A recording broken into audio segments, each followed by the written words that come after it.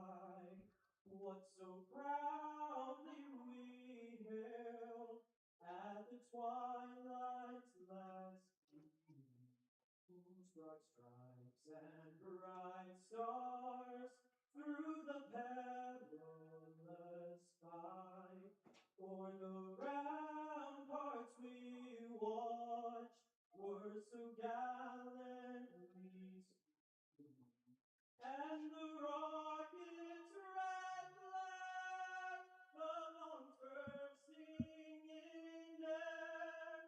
Yeah, it proved through the night that our flag was still there. Oh, say does that star-spangled banner yet wave for the land of the free and the home of the brave. Fans, let's give it up one more time for Laker Figueroa. And also, fans, tonight's Chick-fil-A Rabbit of the game is number 24, Devin Mitchell. If Devin hits a double during the game, selected fans will receive a Chick-fil-A gift card.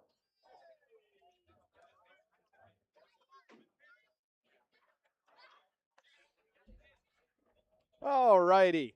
It's a beautiful Thursday evening here at Burlington Athletic Stadium for Game 3 of the series between Burlington and Danville. The vibes are high here. It's the first game at home for the Sock Puppets in 12 days, and they play the same opponent they dropped back when they were 5-2 entering that game. They take on Danville again, who sends out a similar lineup to outing number 1 of the season. Austin Hawk leads things off for the Otterbots. Kyle Krupp in the 2-hole. Davis Perkins in the 3 spot. Should be no surprise those three were in the same position in the first meeting of the year. Brody Gindra's hitting 4th.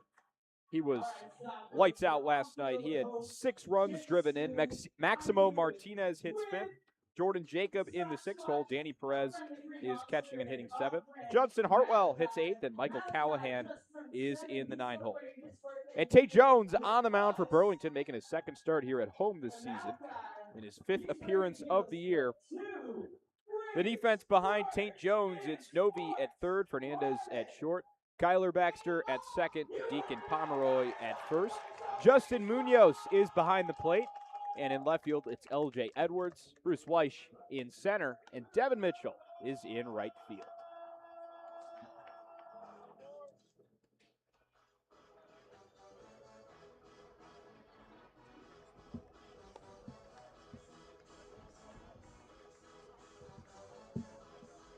And man, this season has been crucial for Austin Hawk to get back into his mojo as the Wake Forest product stands in the plate to lead things off for Danville.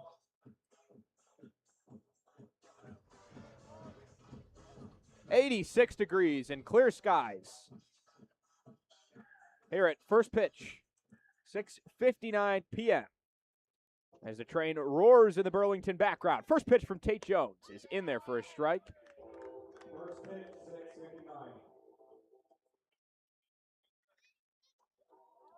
Jones, 2 solid innings to clean up the Danville game back at home earlier in June. Misses with the 0-1 inside to make it a ball and 1 strike. Went 2 innings, did not give up any hits. The 1-1. Just upstairs. Jones will work a 3-pitch mix. Fastball and a changeup paired with a slider. Sitting in the high 80s. 2-1 pitch to Hawk. Cranks it high in the air. Pomeroy ranging in from first base. Makes the call and makes the catch for the first out of the game. And celebrates. And the reason he is celebrating might not be clear to every viewer or listener. That's because Deacon Pomeroy in last night's game dropped a fly ball on the infield that led to Danville tying the game in the bottom of the 9th, but they would have scored 2 runs if Braden Moranto at second did not scoop the ball up and tag a runner out to end the inning. First pitch to the lefty, Kyle Krupp misses outside, and that's the reaction Pomeroy gets from the bench. Some cheers. Danville could not make anything out of it in the extra inning. They lost last night. 1-0 pitch misses outside. 2 balls, no strikes to Kyle Krupp, who has been on a tear. It's Hawk and Krupp both over 400 as qualified hitters this year, and it's Krupp who leads the league in hitting. That one catches the corner for a strike. Krupp 4 for 7 in this series, which includes Game 1 of the Tuesday doubleheader and yesterday's game, Game 2 of the doubleheader goes back a couple weeks. 2-1 catches the inside corner, 2 balls and 2 strikes. And Krupp from Morehead State was on the Ohio Valley Conference All-Freshman team. Leans back at a stance, awaits the 2-2. Grounded to short. Fernandez in the hole, makes the play over to first base in time to retire Krupp, and there's 2 quick outs. It's the Tate Jones way. He is one of just 3 pitchers in the Appy League to throw 10 or more innings and not walk any hitters yet. His control has been otherworldly. Doesn't really run up the radar gun too much, but he's been so solid at keeping the ball in the zone and keeping hitters off base. Enters today with a 2.45 ERA. He's already lowered it steadily here through 2 hitters. Davis Perkins takes the first pitch inside for ball 1.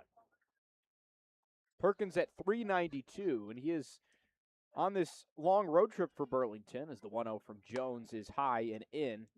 Taking the RBI crown from Braden Maranto momentarily. 18 runs driven in for Perkins, and he's a phenomenal 2-out hitter. And hitter with runs in scoring position. Also leads the league in runs scored. 2-0 misses high, says our home plate umpire Tyler Gist. Trey Neville over at first base.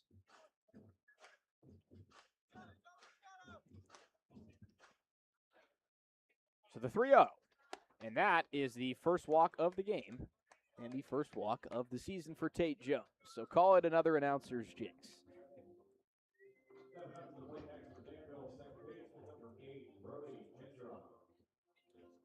Brody Gindra was the driving force in the Danville comeback last night. They trailed 9-1 heading into the bottom of the 3rd inning, erased the 8-run deficit to tie things up. Gindra 3 for 6 last night with 6 RBI.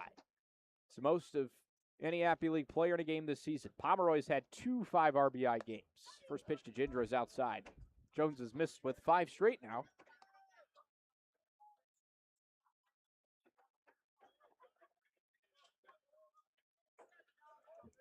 All changeups so far from Jones. No sliders yet. 1-0 pitch. Runner takes off towards second. Munoz throw down on the wrong side of the base. Tag is not in time. And Perkins swipes second base. It's a quick at-bat with a runner in scoring position here for Brody Gindra. Just the man to do it. He has 10 runs batted in, and 9 of them have been in the last 2 days of the season. 318 hitter. It was 1 for 5 in his last visit here at Burlington Athletic Stadium. 2-0 pitch. Clubbed deep down the left field line, hooking into the corner and foul.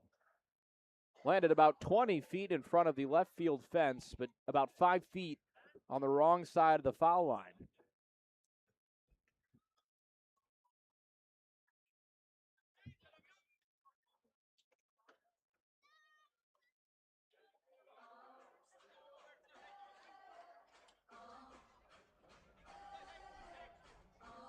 Gindra, one of the high school prospects. He's committed to Nebraska.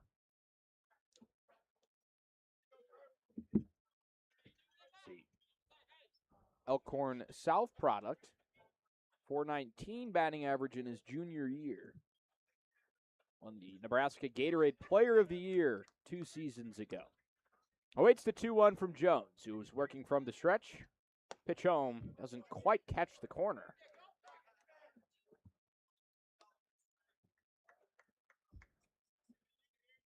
So that moves the count to 3-1. Gindra also a pair of doubles in last night's loss.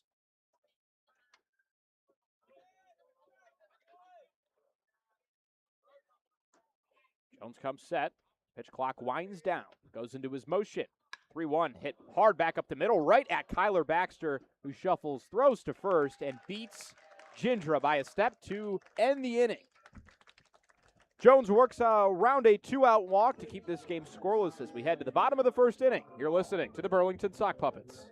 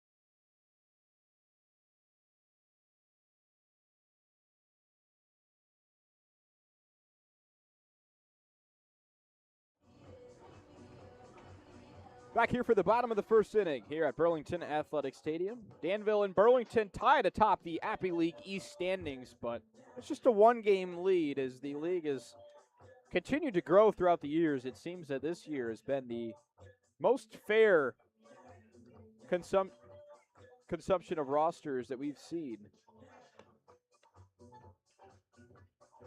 No team in the East below 500. Pulaski and Bluefield at 8-8.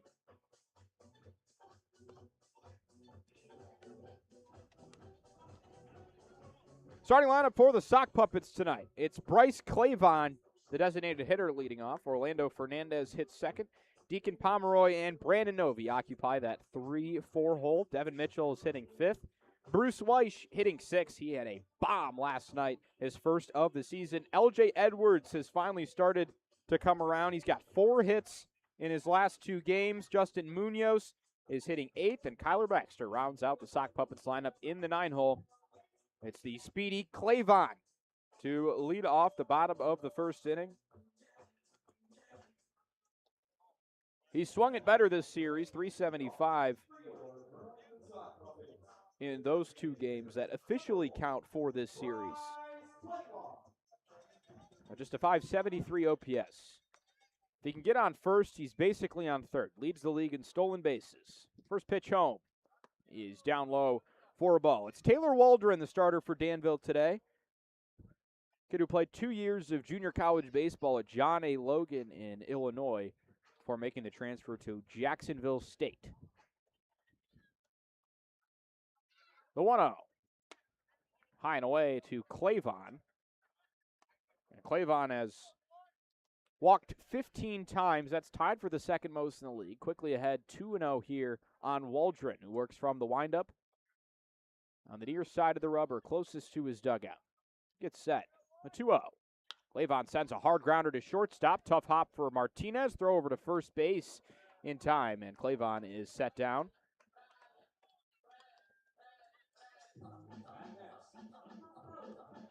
At John A. Logan, Waldron was the best pitcher his sophomore season. He was a 9-0 arm on that squad with a 3.05 ERA. He pitched 62 innings. Struck out 84 hitters, walked just 17, but made the flip to Jacksonville State and just threw 4 1/3 innings this season. Making his 4th appearance of the Appy League year. Fernandez swings at the first pitch, fouls it back off the backstop. 4-pitch mix for Waldron. Fastball sits between 89 and 91. Slider at 80 to 82. Curveball and a changeup. And the 0-1. Fernandez fouls another one back. This one gets over the backstop. Clear skies here in Burlington for day 1 of a 4-game home stretch. It'll be Greenville in town tomorrow and Sunday. They'll be here Saturday as well, but it's a doubleheader with the USA Stars national team. Greenville will take them on at 3, and then Burlington plays them at 7 on Saturday. Down and into Fernandez on 0-2. Tyler Giss says that missed downstairs. In 3 appearances, 7 innings pitched for Waldron. 5.14 ERA.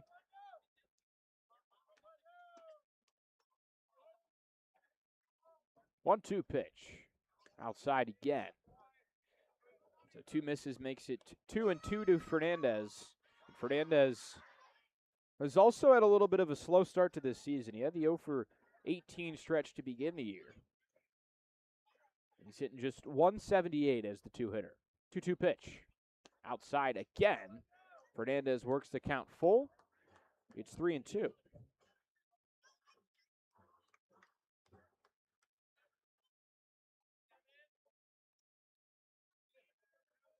Batting from the right side, awaiting a 3-2 pitch. Waldron in his motion, the full count. Swung on and missed. Fernandez down on strikes. Fastball blown right by him, and that's 2 quick outs for both sides. Waldron going ground out, strikeout here in the first, and now he'll have to face Deacon Pomeroy. A little bit of hot and cold for Pomeroy. After 5 RBI games in his first 10, he's 0 for 6 in this series. Did have an RBI in last night's win. Second in the league in runs driven in. Pomeroy doesn't offer it. The first pitch skips in the dirt for ball 1.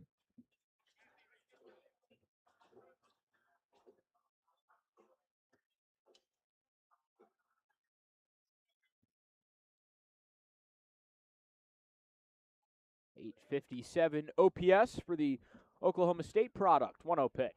Pomeroy cranks it down the left field line and fair. It's going to roll all the way to the wall. Pomeroy rounds first, heads into second. The ball takes a funny hop. Hartwell is to chase it. Pomeroy rounds second. He's heading for throw. Throw all the way in, and he is gone down to third base to end the inning. A beautiful throw from Judson Hartwell in the corner. And Pomeroy is tagged out, trying to leg out a triple here in the first inning. Scoreless after 1 between Burlington and Danville. We head to the second. You're watching the Burlington Sock Puppets.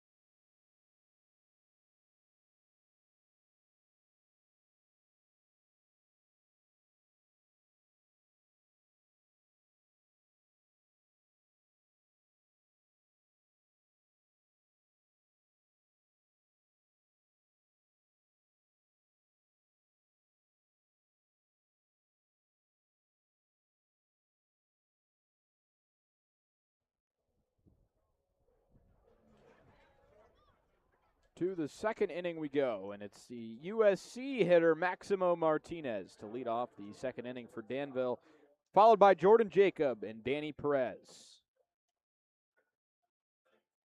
The first 4 hitters in this order played in both the first 2 games of this series. Martinez played just in 1 game, and Jacob pinch hit in last night's game. First pitch misses downstairs. Martinez off to a torrid start after a great season at USC, where he was an everyday player. He started in 43 games for the Trojans. 1-0. Tapped foul behind home plate.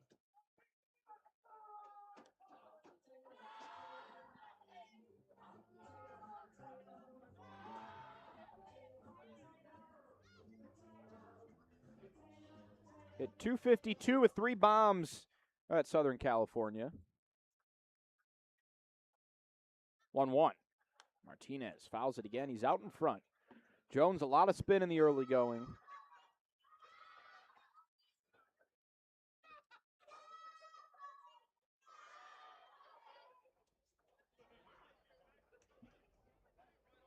Jones in the transfer portal, pitched at New Jersey Institute of Technology. 1-2 pitch.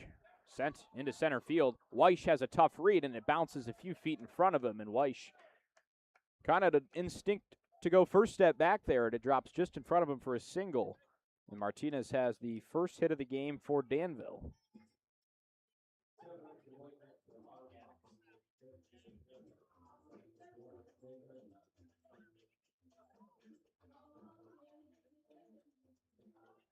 Well, he's not qualified. He doesn't have enough at-bats, but Martinez now at the 500 mark. He's got the most at-bats of anyone to be hitting 500 in the first pitch to Jordan Jacob. His shot foul down the third base line. Jacob just 209 this summer. He's an international prospect, one of 7 kids not from the States in the Appy League. 4 of those are from Canada, all from Ontario. And quick pick over to first base. And Martinez back in sliding.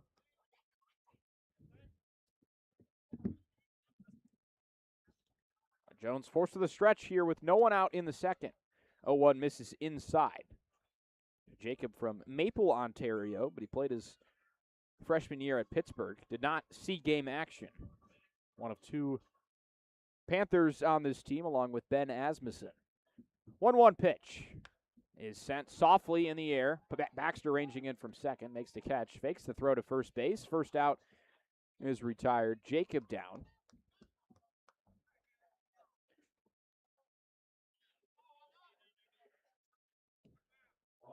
So lots of soft contact from Tate Jones, besides the flare out to center for a single by Martinez.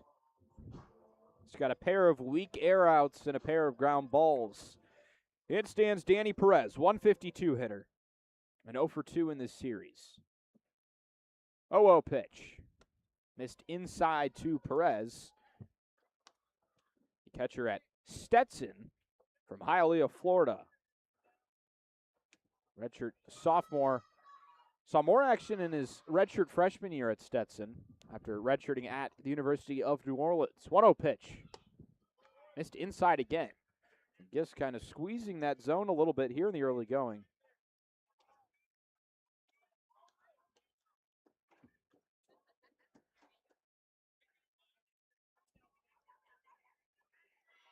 Swung on and missed. Slider breaks away from Perez, gets the swing and a miss. This umpiring crew doing their third games of the season in Burlington. 2-1 pitch. Outside again. Jones can't quite paint the corner there, in danger of putting two men on with one out.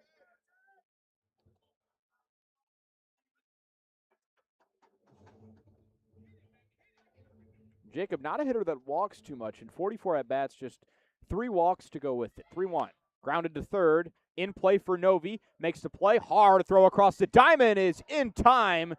And he barely gets Danny Perez. Novi had to make a 160-foot throw from the outfield grass all the way to first base. Bounced it on one hop to get the second out. So in stands Judson Hartwell, who was not in the lineup the first time these two teams met a few weeks ago. Redshirted at Georgia Tech this season. 0-0. Grounded softly to third. Novi charges it, makes the play, throws to first in time, and that will retire the side. Tate Jones works around a leadoff single here in the second. He's had 2 shutouts for the right-hander. No score. We head to the bottom of the second inning. We're watching the Browns Club Twitter, Claire TV, wherever you get.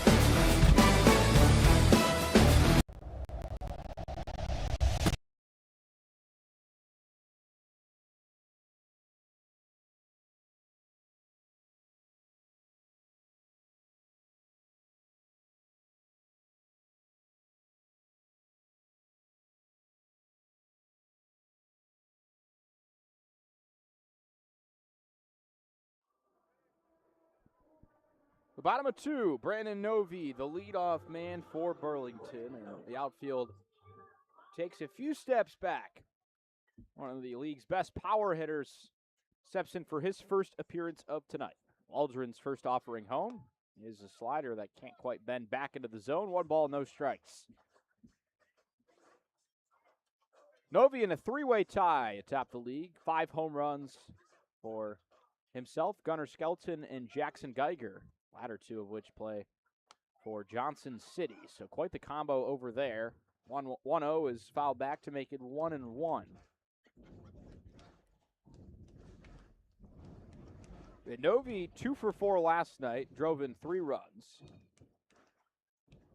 1148 OPS, 1-1 pitch. Novi grounds it to short. Martinez off the hop, shuffles, throws to first, beats Novi by a step. A lot of ground balls here in the early going. Novi retired 6-3 to start the second. Brandon Novi, one of just 4 players who can still complete the play every game this season. He's played in all 16 games. Devin Mitchell said a couple weeks ago he wants to play all 48. That was 5 games into the year, and he missed one just rotationally, not because of injury or anything, but he's still tied for second most at-bats in the league, and that one in there for a strike.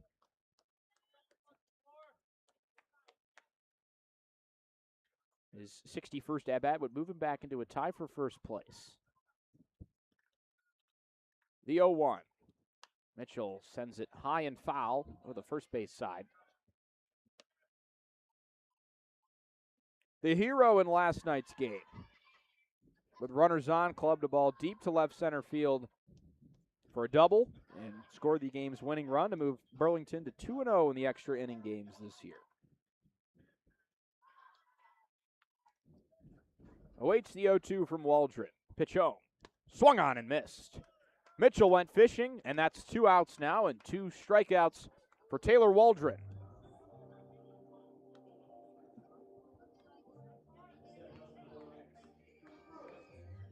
Waldron with a pair of Ks. In stands Bruce Weish. Talked to Mickey Tettleton before today's game and said if he can get Bruce Weish back to the form we saw him in Danville last season, where he was a 400 hitter, his lineup would be the most dangerous in the league. Hit a home run last night. 0-0. Weish swings and misses way out in front of a breaking pitch. Waldron kind of having his way outside of the double from Pomeroy. It's been no harm. The 0-1. Weish sends a hard ground ball to third, scooped up by Perkins. Throw to first. Off the bag, makes the tag of Weish. And it's a 1-2-3 second inning for Taylor Waldron. A little bit of a pitcher's duel starting to form here in Burlington after 2 innings. It's scoreless. No between Danville and Burlington. We head to the third.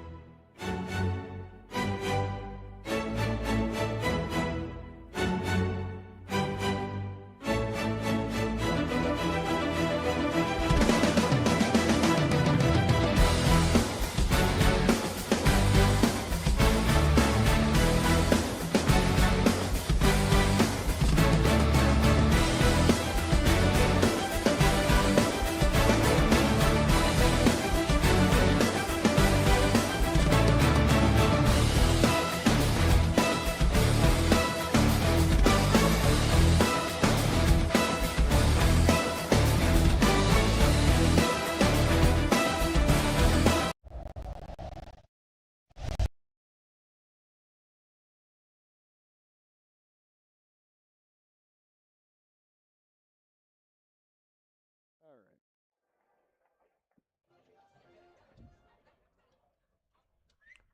We head to the third. No score between Danville and Burlington. Tate Jones, 2 shutout innings. Taylor Waldron, 2 shutout innings. It's Jones on the mound here in the third inning. He'll have 9-1-2. Callahan, Hawk, and Kyle Krupp. First pitch to Michael Callahan, donning the all-pink Rawlingswood bat. Squares to bunt, doesn't get it down, but he does go around for strike 1.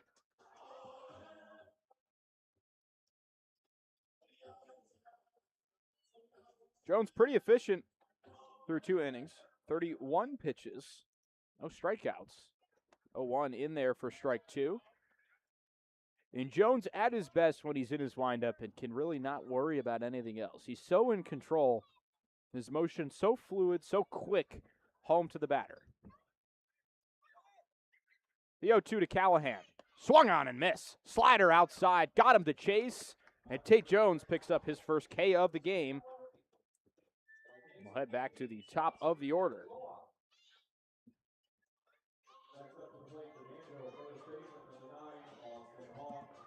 The first baseman Hawk in for a second time.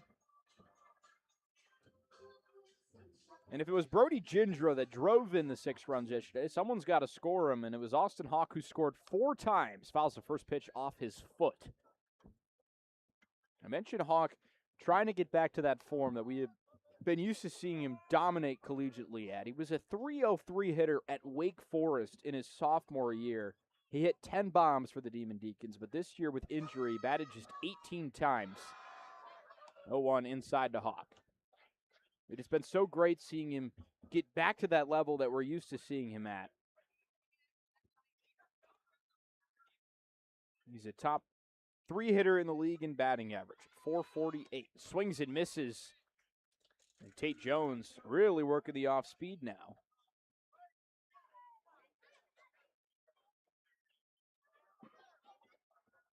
So a ball and 2 strikes.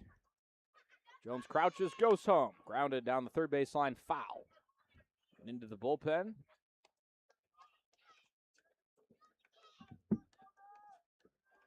It's been a pretty steady assortment of arms coming and leaving for the bullpen since they last played at home. Batted 3 arms. That one misses outside. Mason Yoakum, who played for Burlington in 2024, has returned. Zachary O'Neill joins the team, as does Nicholas Feen, who drove 18 hours from Dallas, got in yesterday. 2-2, grounded down the third baseline again, this time past the bench and down towards the corner.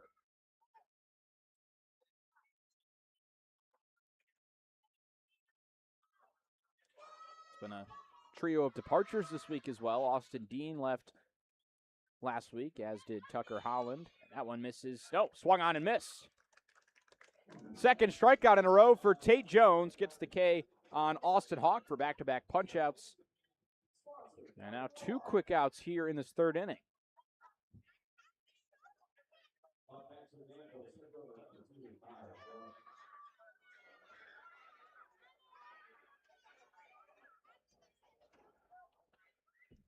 First pitch to Krupp. Outside from Jones.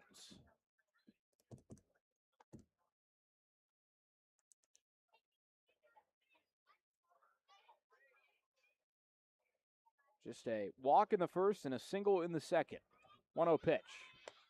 Outside again to Krupp, who has bashed Burlington pitching this year. Despite his ground out in the first inning, he's 9 of 15 against Sock Puppets pitching this season. 2-0 outside again, and Krupp has worked it to 3-0.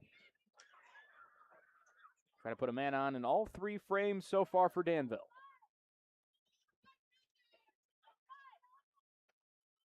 .3-0 pitch. Inside. 4 straight misses. Tate Jones has walked just 2 hitters this season. Both of them have been tonight, and both of them have been on 4 pitches.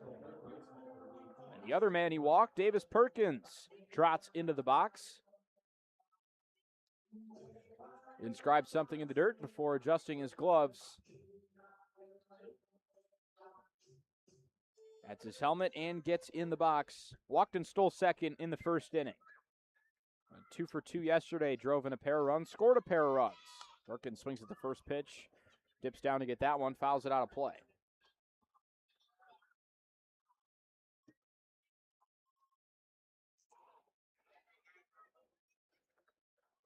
Jones' ERA shrinks to just 1.98 this season. 0-1. Catches the corner. No balls, 2 strikes to Davis Perkins, who thought that one was outside.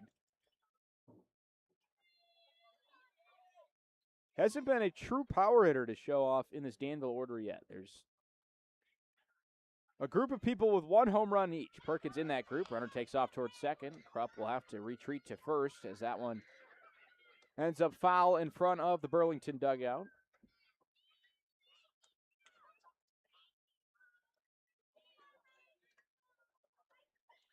We'll do it over again. No balls, 2 strikes, and a scoreless tie between Burlington and Danville here in the top of the third. The 0-2. Waved at and miss. Upstairs, and Tate Jones strikes out 3 hitters here in the third inning.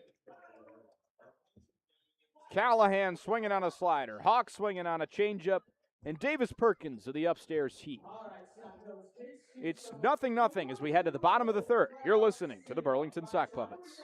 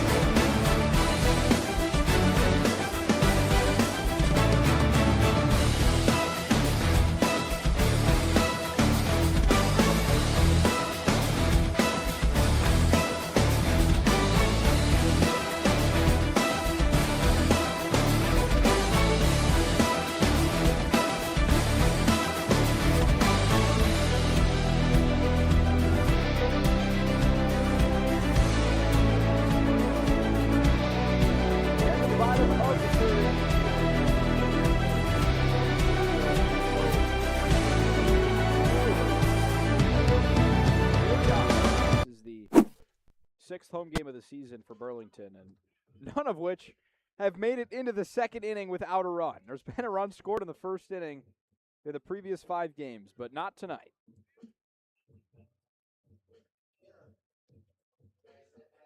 L.J. Edwards to lead things off.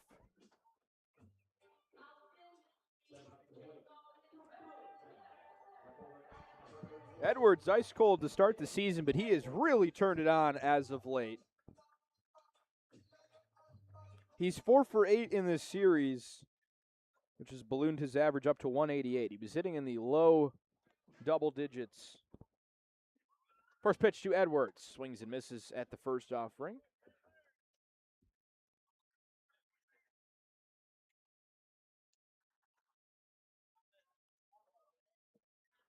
Also made his commitment official this week to Indian River State in Florida. Goes back to his home state.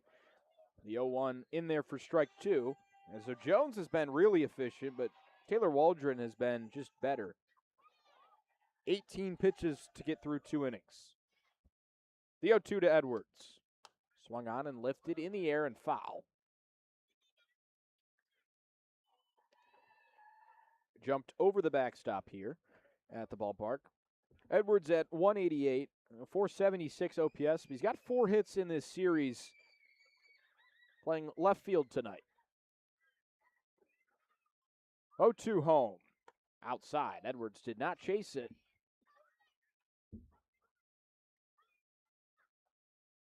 The top-ranked outfielder from the state of Florida just 2 seasons ago. A ball and 2 strikes to Edwards. Swung on and missed, and a high fastball. Edwards sat down, and that is now 3 strikeouts for Taylor Waldron. And it's a complete reversal of last night in a game that saw 22 runs plus the extra inning run. We got no score here in the third. Justin Munoz, the catcher stands in the box.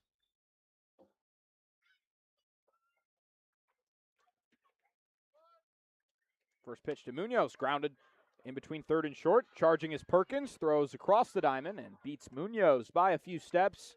2 quick outs in this inning for Taylor Waldron. And trying to make it through 3 innings in the minimum. Kyler Baxter, the 9-man, the only man that can stop that from happening.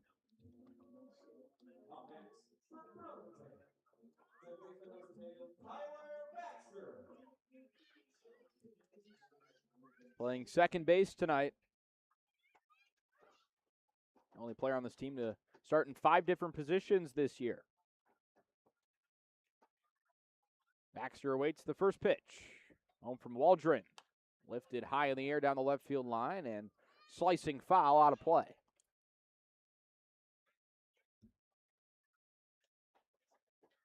Baxter, a .243 hitter this summer.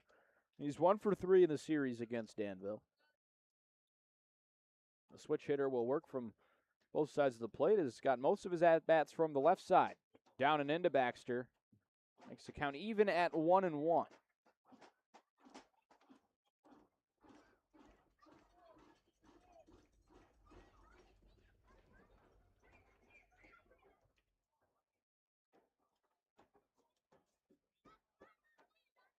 .259 as a lefty, 200 as a righty. 1-1. Down and in again to Baxter. Backs off the plate.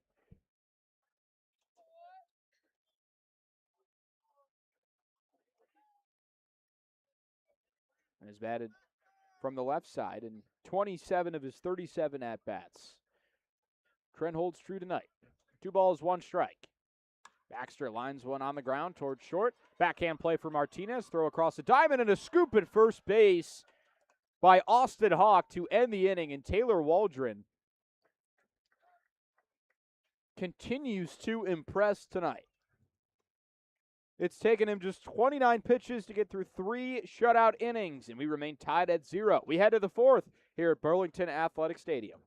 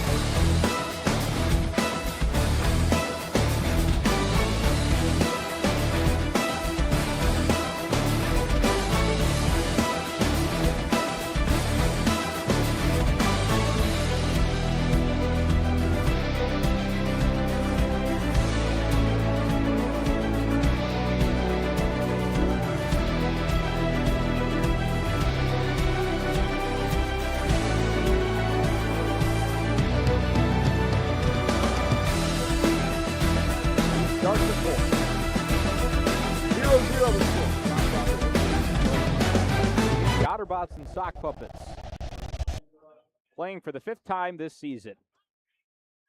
And the winner of tonight's game will be the first to 10 wins and the only team at 10 wins. Tate Jones, inning number 4. First pitch in there. Strike 1 to Brody Gindra. Bounced out to second base his first time.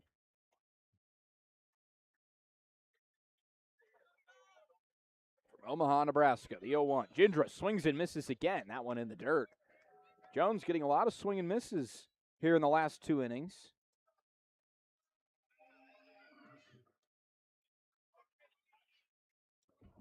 The 0-2. Hit hard on the line into left field for a base hit. Jones serves one over the plate. Gindra does not miss it and has hit the ball hard twice tonight.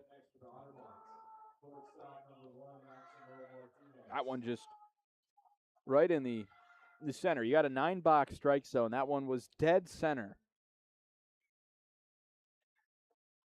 Hit the first ball off the bat at 99 miles an hour. That one off the bat at just 88. The second hit allowed by Jones tonight. Puts the leadoff man on for the second time for Danville in this game. First pitch. Upstairs to Maximo Martinez. Martinez collected the other hit. It was a single that dropped in front of Bruce Weish in center back in the second inning. 2 for 3 in the series. Baxter shifting accordingly in the hole. Runner takes off. Grounded right at Baxter. He doesn't have enough time. He checks him at second, but then throws to Pomeroy at first to get Martinez. So the hit and run successful.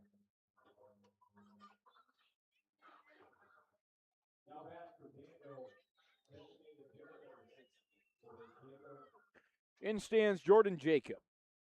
Pinch hit.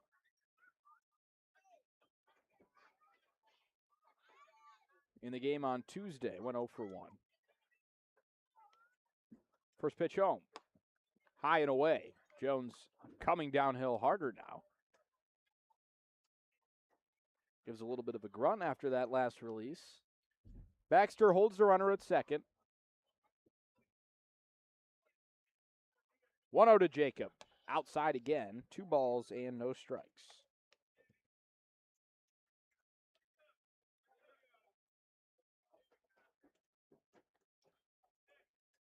Danville 0 for 2 tonight with runners in scoring position after last night's frenzy. That one tapped foul back behind the plate. There was 40 at-bats between the two sides with runners in scoring position last night. Danville 7 for 19. Burlington 6 for 21.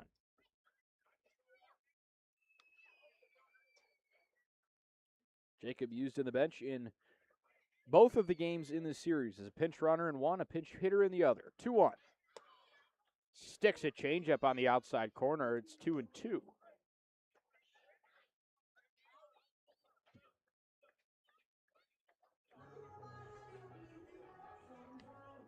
The number 1 player from Canada in 2025. 2-2 pitch. Outside. Jones' fastball just couldn't quite find the zone, and the count moves to 3-2. Some early activity in the Sock Puppets bullpen. Bubba Sims has begun to stretch and toss.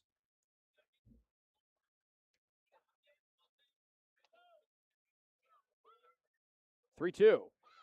Lifted high in the air, down the right field line. Slicing foul. Pomeroy have enough room. It hits off the netting and drops down. We'll redo it at 3-2.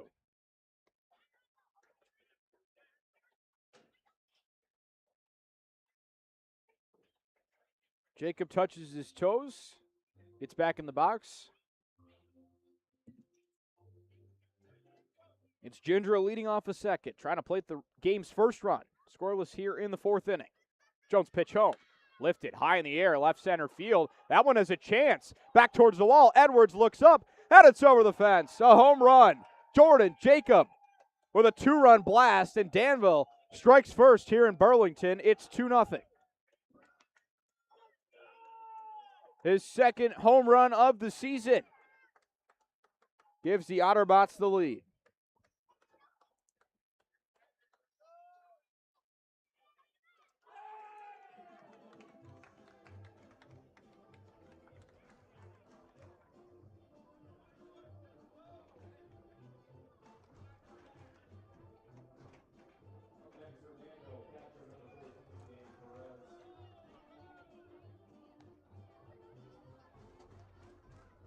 Burlington played from behind in game 1 of the series. They trailed 4-0 before getting 5 runs in a row. That one grounded to short. Fernandez on a backhand. Throw over to first is high. Pomeroy swipes the tag. Did he get him? He did, says Trey Neville at first, and Danny Perez is down on 1 pitch. But a couple of tag plays over at first base tonight. Jones settles back in after the home run.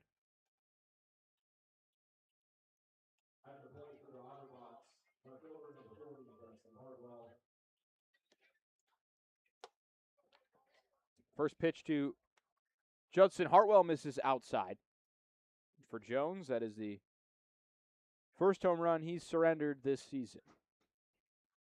The 1-0. Grounded to third. Novi comes in on the high hop, throws over to first base, and gets Hartwell to end the inning. The offense showing some signs of life here in the fourth. Danville takes a 2-0 lead off the bat of Jordan Jacob, a 2-run fly to left center field. Back in a moment here, you're listening to the Burlington Sock Puppets.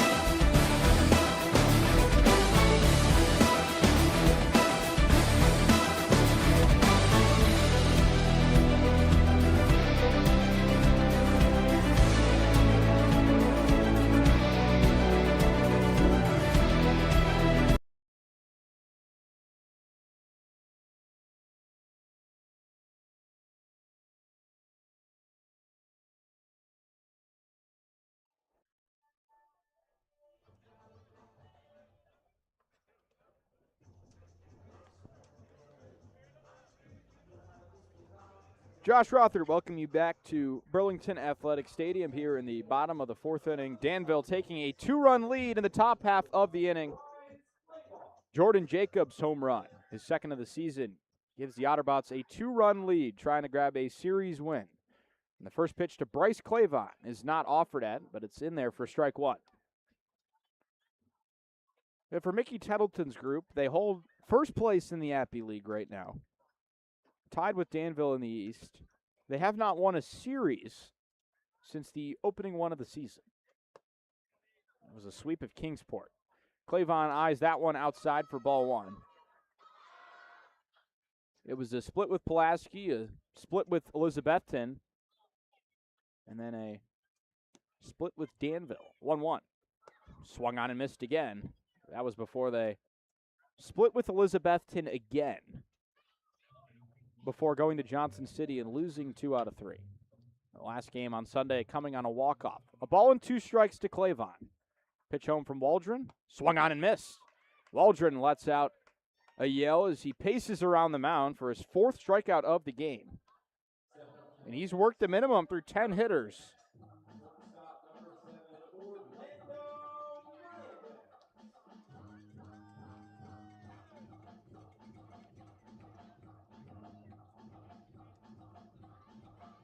I'll bring up Fernandez. Struck out in the first. Waldron in his windup. Pitch home. Swung on, line into left field. Fernandez catches all barrel. And it's the second Saukville hit of the night and the first base runner that will actually plant on base. Fernandez jumped on the first pitch.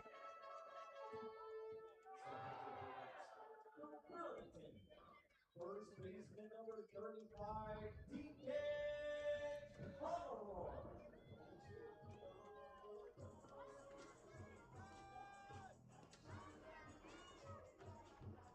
Fernandez, second most steals. He has not been caught. 8 bags grabbed this year. First pitch to Pomeroy. Outside. Called strike. 0-1 to Pomeroy. You think Fernandez could go here, and that's because Deacon Pomeroy has been a menace with runners in scoring position. 16 RBIs with men on second and third lead the league. The 0-1 to Pomeroy. Throw over to first. Check Fernandez, who sidesteps back to first in safely. Doubled in the first inning, but was gunned down trying to leg it into a triple after that awkward bounce off the fence to Judson Hartwell. Another throw over to first. Fernandez skips back in standing. For Pomeroy's 16 RBI. Tied for second in the league with Brandon Novi. So the top 3 RBI getters in the league on the same field tonight.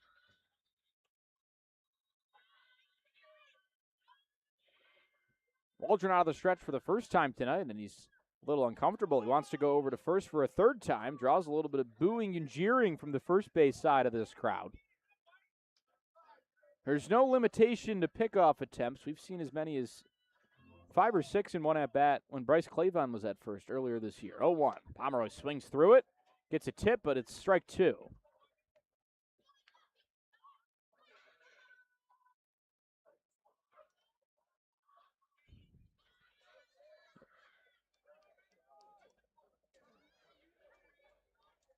Gets back in.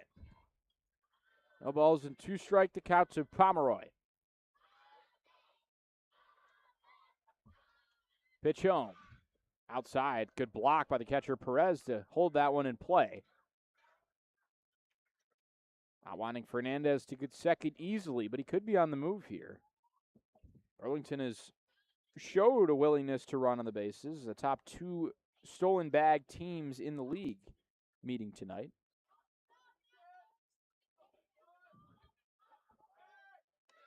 Another throw over to first. Fernandez back in standing again. 47 stolen bases for Danville. 43 for Burlington.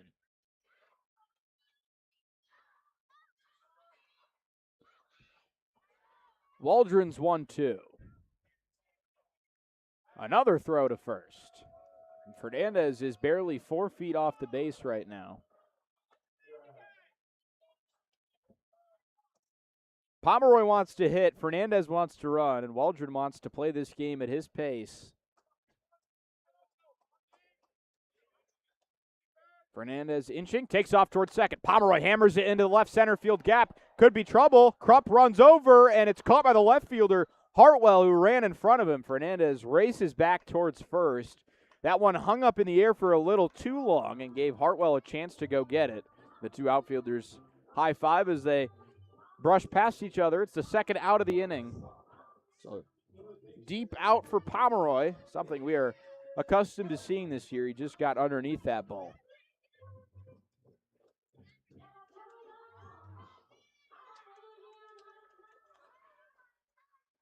Brandon Novi's chance with 2 outs. Fernandez back to first. Waldron goes home. Novi swings and misses. He's late on a fastball. It is quite astonishing to be on the field before the game and watch Deacon Pomeroy and Brandon Novi take BP. There was about 10 or 15 less balls in the bucket at the end of the round. 0-1. Fernandez takes off. Novi clubs it foul. Kind of says something to himself as he walks out of the box. Fernandez busy in this inning. Clavon struck out to lead off the 4th, and then it was a single by Fernandez, fly out by Pomeroy. Novi stands in with 2 strikes and 2 outs here in the 4th. Waldron trying to make it 4 shutout innings. The 0-2. Swung out, hammer down the left field line. That'll get down. Extra bases for Novi. Fernandez rounds second, heads to third. He's being waved home, and he will score easily. It's an RBI double for Brandon Novi. Burlington on the board in the 4th.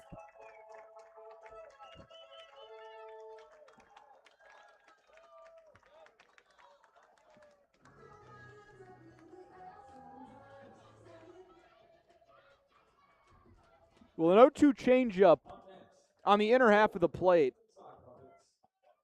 is not a recipe for success against one of the league's best hitters. And Brandon Novi makes Taylor Waldron pay in a big way. One of the tamer balls off the bat of Novi this season, just 98 miles an hour down the left field line. And the Sock Puppets with a chance to even it up. Devin Mitchell stands in. Watches the first one miss outside. Mitchell struck out in the second. One of 4 punch-out victims to Taylor Waldron tonight. Outfield shades deep. There's a massive hole on the right side of the infield. 1-0 is down and away to Mitchell. 2-0 count. Despite the run in this inning, Waldron has managed to keep his pitch count astonishingly low. Just 43 pitches thrown tonight. Could be in line for a 5th inning and potentially the win. 2-0 pitch. Mitchell hits it on the ground to shortstop. Martinez ranges in, throws to first, and retires the side. And Brandon Novi with an RBI double to cut this lead in half. It's 2-1 Danville. We head to the 5th inning. You're listening to the Burlington Sock Puppets.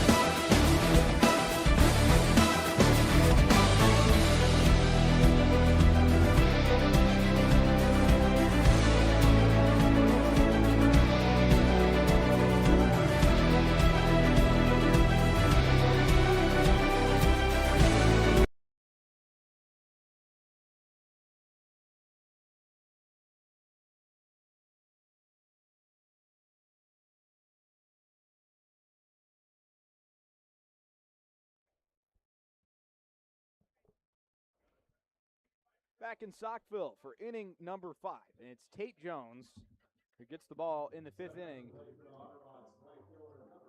He's really had just one pitch come back to haunt him tonight, and that was a full count changeup to Jordan Jacob. He did not miss it. It was right down the middle. First pitch to Michael Callahan is a strike. Callahan looking to erase his woes so far this series. He's 0 for 4 with 4 strikeouts. The 0-1. Callahan lifts it in the air to center field. Weish moves a step in, now moves back a step to make the catch. It's a fly out for Callahan, so he makes contact, but hits it right at Bruce Weish. That'll reset things back to the top of the order. Austin Hawk.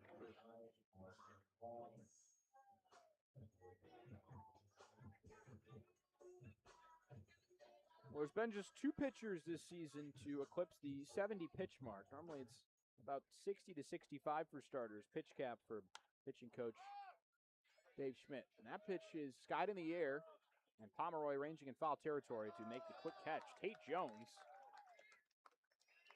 has 2 outs on 3 pitches here in the 5th. Potentially making a case to get another inning, although we would highly doubt that Dave Schmidt would send an arm out there in the 70s for another inning of work. So Kyle Krupp in. First pitch is a strike. Krupp perhaps giving his pitcher a little bit more time to rest, as Waldron has only thrown 44. He would be expected to be out there in the bottom half of the inning. 0-1. Catches the corner again. Krupp didn't like the call. A walk and a ground out for Krupp tonight. The 0-2. Back to Jones at the mound, makes the play, and gets a nice clap from the crowd there as he trots to first to make the play. And it's a 6-pitch fifth inning for Tate Jones. Halfway through this one, Danville 2, Burlington 1. Back in a moment here from Burlington Athletic Stadium. All right.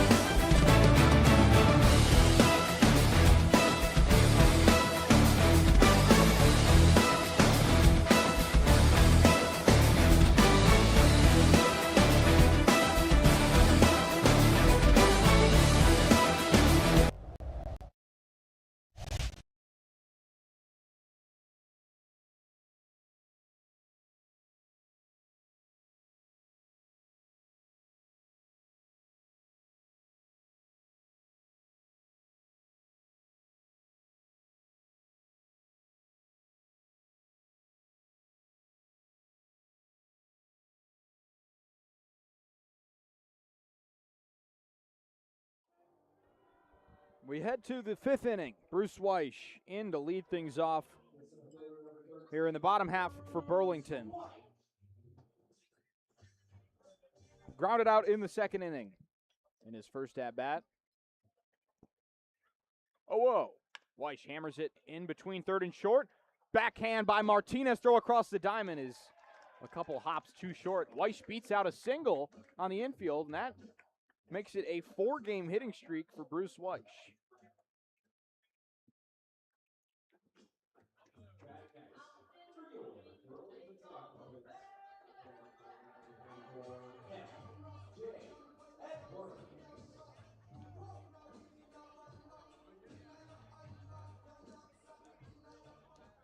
LJ Edwards gets ready.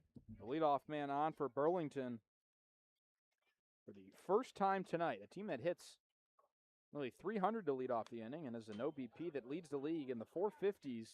Edwards fouls the first pitch back. Taylor Waldron trying to earn the win tonight. He's going to need to keep Burlington off the board in this inning and then get some run support to not take out his decision. Edwards awaits the 0-1. Quick throw over to first base to check on Weish.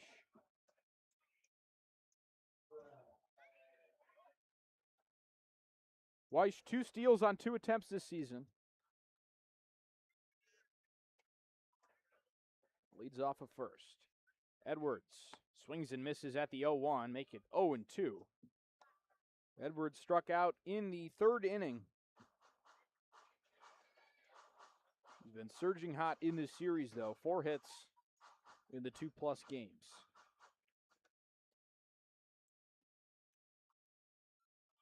Quick throw over to first before the 0-2. Waldron now up to 10 pickoff attempts tonight.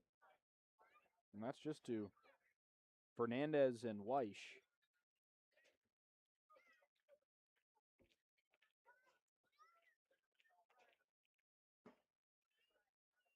The 0-2.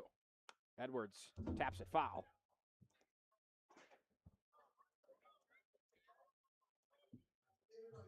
So for Waldron, he threw 4 1/3 in his collegiate play this season. If he can retire Edwards here, he would match that season-long total in just 1 outing, his longest outing of the season already. 2 3-inning outings and 1 lone inning outing this year. The 0-2. Edwards swings and fouls it back again. He's barely catching the ball with the end of his bat to stay alive in this AB.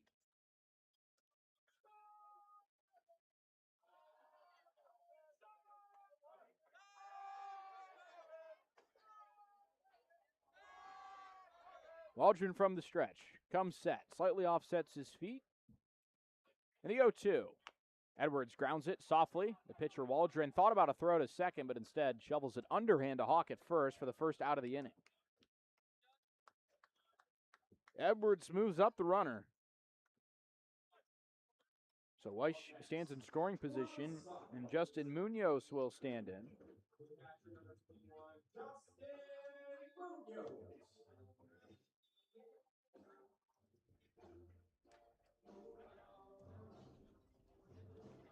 And Munoz, a guy who has kind of lagged behind his teammates in terms of at-bats this year. He's got the fewest among all players that are here tonight, which is 23 at-bats. The 0-0, outside to Munoz. And that comes with being a catcher and having to split time in two places. He's DH'd a fair amount as well. Mason Pickering, the third catcher on the squad, home with a foot fracture.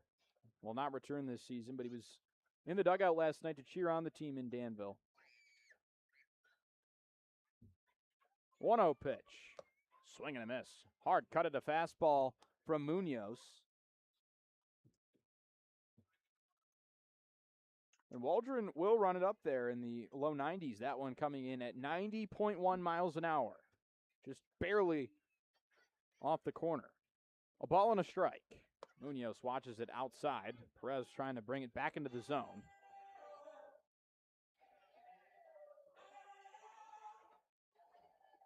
It's a two-game set after the Danville game for Burlington. They have Greenville on Friday and Sunday, but be sure to come out to the ballpark on Saturday to see the USA National Stars team play against both Greenville and Burlington. 2-1, lifted in the air to right field. Long run for Callahan, back towards the wall, and a few feet in front of the track makes the catch and shovels it in. Weiss will hightail towards third base, and some run manufacturing going on as Burlington ground out to move Weiss to second. Fly out moves him to third, and now Kyler Baxter trying to do the honors and move the game-tying run in.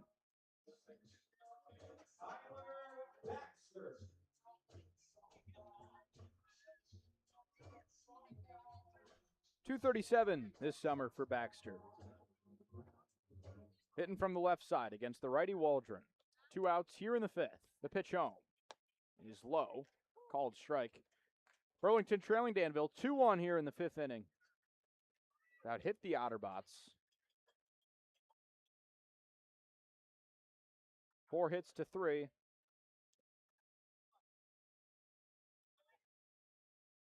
Waldron's 0-1. Baxter watches it outside. Moved his bat almost halfway around, but his check swing did not come close to being called a strike. 56 pitches thrown tonight for Taylor Waldron. 39 strikes. Out of the windup with a man on third. The 1-1. Baxter clubs it down the first base line, and it is in play. And now the home plate umpire, Tyler Gist, says it's out of play. It's a foul ball. It just trickled foul at the last second. It was going to make contact with the bag if it stayed fair, as it hugged the line all the way down.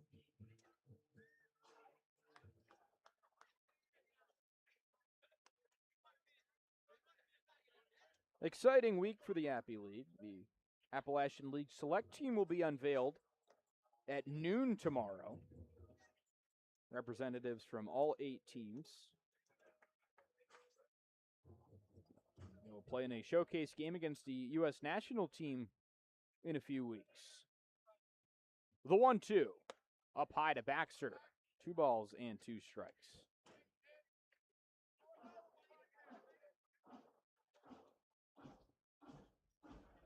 Middle infield plays back on the edge of the outfield grass. 2-2 to Baxter. Outside again. Works it full. This is a guy who did not strike out in his first 22 plate appearances of the season. It was the longest such stretch of any hitter up until that point. It has not since been passed by any Appy League hitter.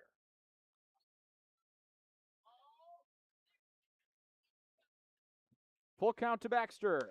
Lifts it down the line, foul. Clanks off the pavilion roof that holds over top of the batting cages.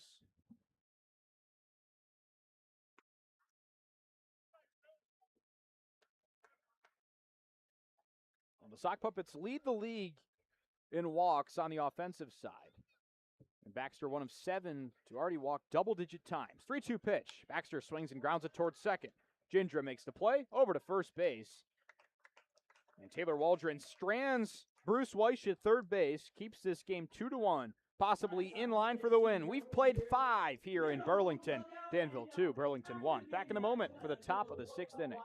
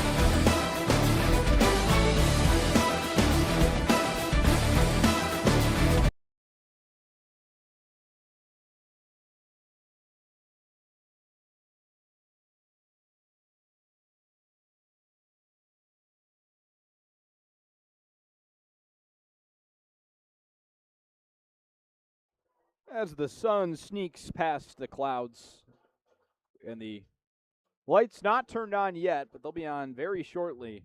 Tate Jones is out on the mound for the 6th inning. He'll be the first Saukville pitcher this year to start the 6th inning as a starting pitcher. Braden Curry went 5 in the 7-inning shutout win a few days ago on Tuesday. 0-0 pitch. Inside to Davis Perkins. Perkins yet to hit a ball in play. A walk and a strikeout in the pair of ABs tonight. The 1-0. Hit high in the air. That one should stay in play. Novi ranges into foul ground. Backs up and makes the catch.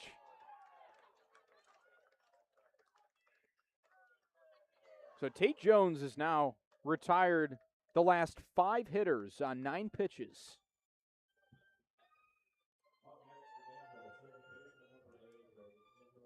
Pretty absurd pace he's on. On pace for another 6-pitch inning. Brody Gindra, the 4-man in this order. Doesn't come around, but he does get rung up for strike 1.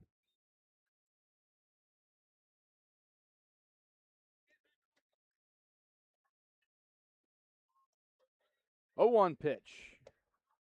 Catches the corner. No balls and 2 strikes quickly to Brody Gindra.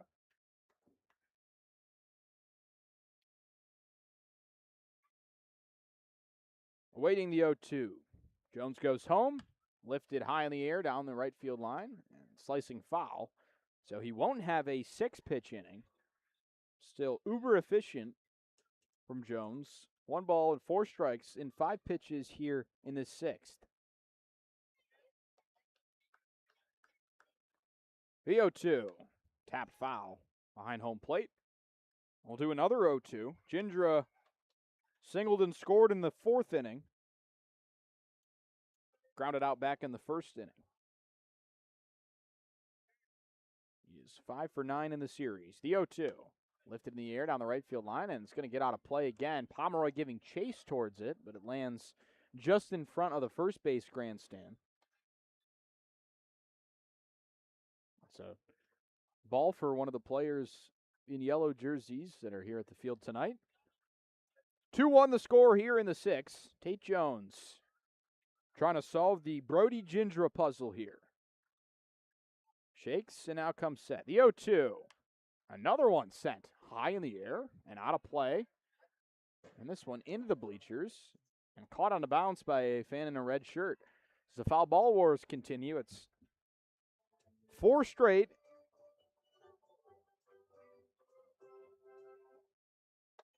Swung on and missed, and that one finally ends the at-bat. Jones quick pitched him, and Gindra is down on strikes. The 4th K of the game, and Mickey Tettleton will make his way out to the mound. He won't get through 6. But Tate Jones, what a showing in front of his home crowd.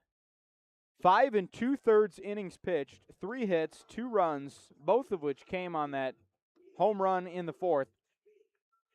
2 walks and 4 strikeouts, and Tate's day is done as he shakes his catcher's hand, shakes his skipper's hand, and nods off. Fist bump, and will head off. The first arm out of the pen today for Burlington is Lawson McLeod, and this is a long time coming for McLeod.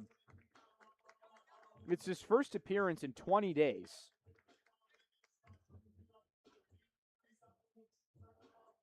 He got the win in Game 2 of the season against Kingsport. Remember, this is a 48-game season. So taking 14 games in between outings is certainly uncharacteristic. Lawson McLeod went 1 inning in that game. He did not allow a run, got 3 strikeouts in the frame, walked 2, and got the win. And McLeod, a player who played his senior season at PDG Academy in Virginia, is currently uncommitted, but he was the top right-handed pitcher in the class this past season.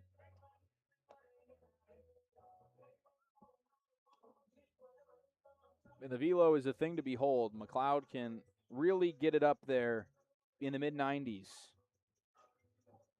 His 6'6" frame for the right-hander. And the only player born in the year 2008 on this team. So just 18 years old.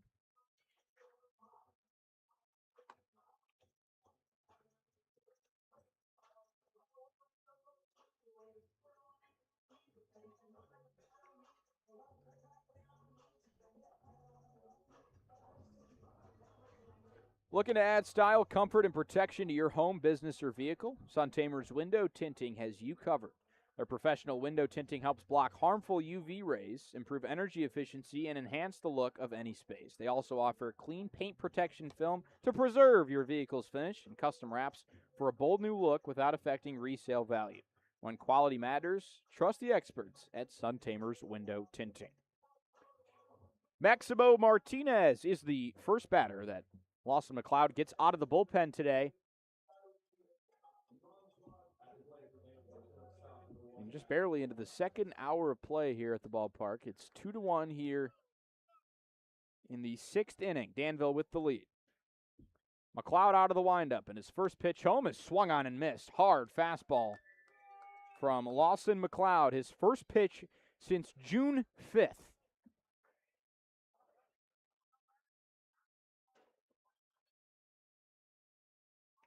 The 0-1 to Martinez. Grounded to third. Novi dives, makes the play. Throw over to first base in time, and McLeod gets a quick out of the pen to end the 6th inning. Novi showing some leather over there at third base. We go to the bottom of 6 here. Burlington needs 1 to tie, 2 to take the lead. It's 2-1 Danville. You're listening to the Burlington Sock Puppets.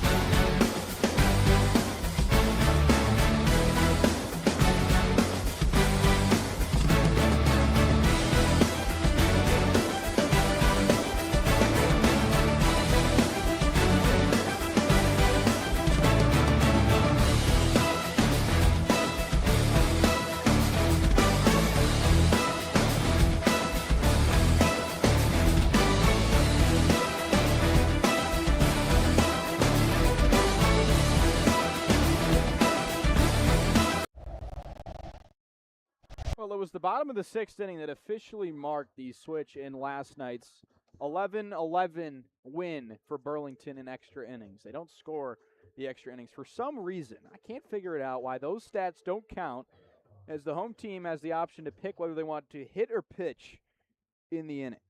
So last night, entering the bottom of the 6th, it was Burlington who had an 11-4 lead. Danville got 4 in the 6th, 2 in the 7th, and 1 more in the 9th to even things up.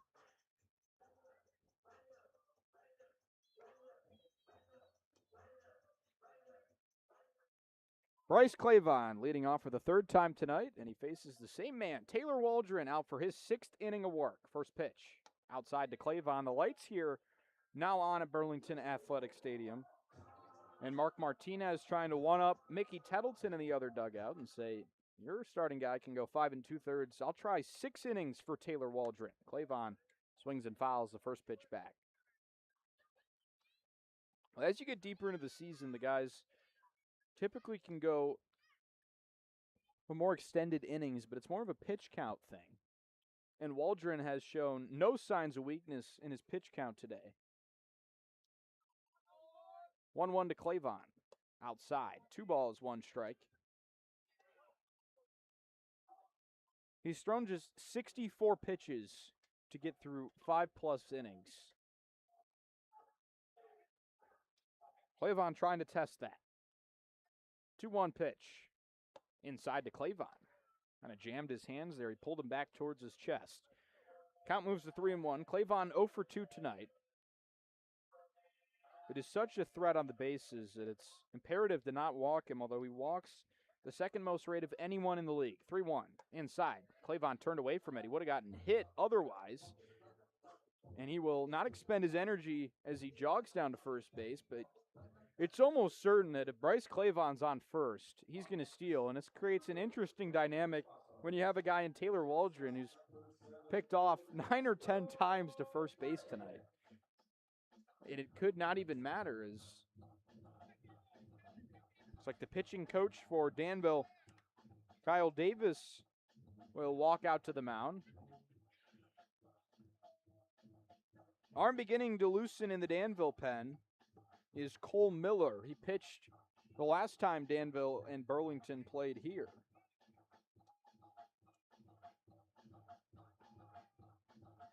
And it was a stout effort from the Danville pen that game. Outside of Will Geisel, who got roughed up in that 4-run 4th back on June 13th. It was 5 straight shutout innings afterwards. Quick visit from Davis, who walks back towards the dugout. And it's the top of this order that's just so potent offensively. If Orlando Fernandez can really come out of his shell that he's been in to some sort at the start of this season and really start to hit the ball in the gaps, that creates an infinite problem for opposing pitching staffs when you have 2 of the hardest hitting sluggers in the league and Pomeroy and Noby behind him. And a strategic lineup in itself that Mickey Tettleton employs.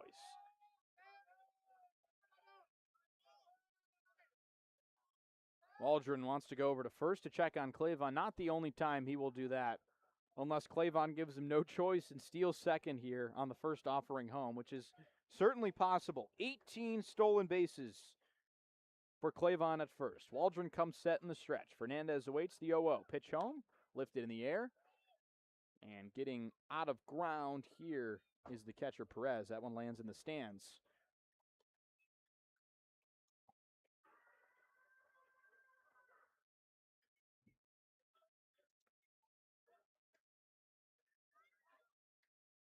The Johnson City Doughboys have stole 18 bases this year.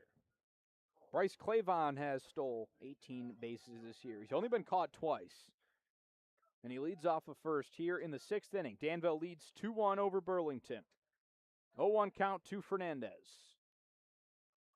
Clavon is barely hesitating over at first, his hands waggling, and now that one goes home. Fernandez gives this one a ride out to center field.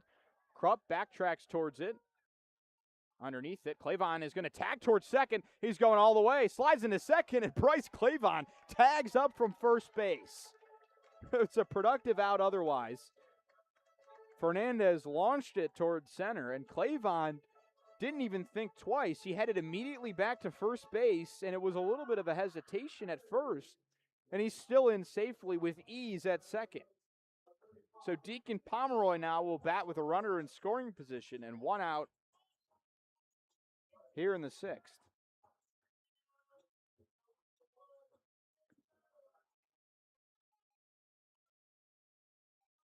55 at-bats this season, 27 of which have been with a runner in scoring position. That's the most in the league this year. First pitch outside to Pomeroy makes it 1-0.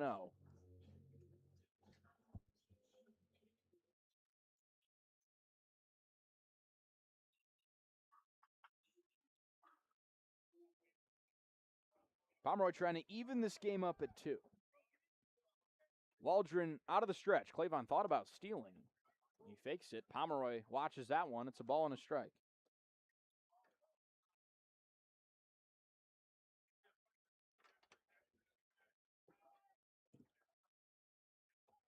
There's a few practice half swings back towards the pitcher. A ball and a strike. Pitch home. Pomeroy swings and misses. A ball and 2 strikes now to Pomeroy. And Clavon will run even on second. He will try and go for third if he can get a good enough jump or anticipate a breaking pitch from Waldron. And he does take off. Pomeroy cranks it down the third base line. Shortstop Martinez cuts it off. Long throw to first. Clavon winds it. He's coming home. Throw to the plate. Knocked down. Not in time. Clavon safe. It's tied at 2. Heads up base running. Everyone's safe. Pomeroy beat it down the line, but it was Hawk who had to come all the way off the base. Martinez should have ate it in the hole. He had to run a long way as it just barely snuck by Perkins, who was going to cover the bag at third. And Taylor Waldron, who has been so solid, has just now worked himself into a possible no decision. But now he faces Brandon Novi. It'll go in the book as an RBI single for Pomeroy. So now the Bash brothers with an RBI each tonight to continue their tie in second. 17 RBI each. So about as unconventional of base running as you can have, but when you have a guy like Bryce Clavon, it really doesn't matter. Meeting on the mound called by Perez.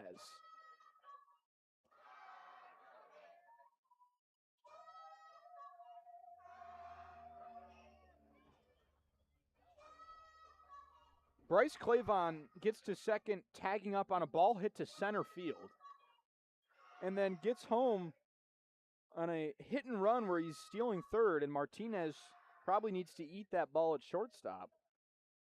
And he scores from second on an infield single.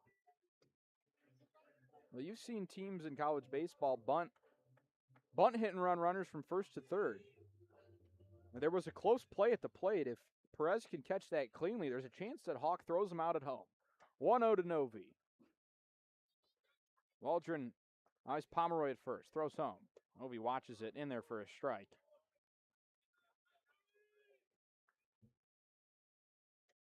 A ground out and a double. His 0-1 pitch in his last at-bat, he just missed and was upset about, but then made up for it with a double on the next pitch. Turns nearly all the way around, and he didn't think he went around. No check from Gist to Neville, the umpiring crew. Gist made the call himself at home plate. 1-2. The count to Brandon Novi here with one out here in the sixth.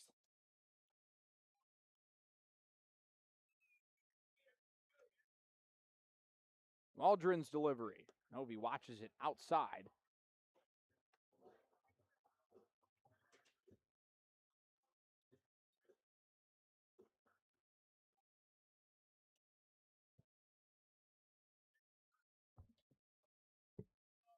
Novi waits. 2-2 pitch. Grounded off his foot in front of home plate. Might have caught the shin guard that he dons on his front foot.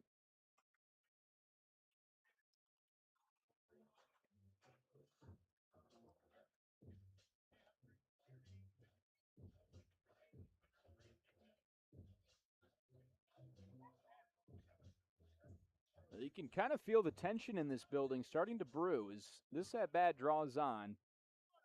The anxious fans await Brandon Novi's loud swing.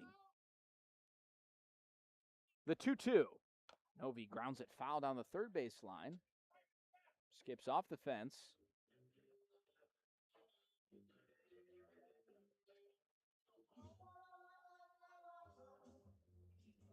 Well, it was going to be a four-man rotation for Burlington today, but almost certainly will be reduced with the fact that Tate Jones went 5 2/3 innings out of the pen. Pomeroy off of first. One out in the sixth. 2-2 pitch. Novi just barely sticks his bat out, gets a hold of one. That one's down the right field line, drops in for a single. Novi at first, Pomeroy up to second. And it counts all the same. It's a two-hit night for Brandon Novi in majorly different ways. That guy can hit a baseball 115 miles an hour off the bat. And he can also stick his bat out and catch enough of it and land it in a really tough spot for Callahan or Gindra to make a play. 66 miles an hour off the bat, and that will end the day for Taylor Waldron, who looked in line for the win as the starter. And Mark Martinez with a couple of claps as he walks out to the mound to retrieve the ball. And that will end the day for Taylor Waldron. 5 1/3 innings pitched, so he doesn't quite beat Jones. 6 hits, 2 runs, both earned, 1 walk, and 4 strikeouts. The final line for the right-hander. And his dugout and bullpen greet him outside. The longest outing of the season for any Danville starter.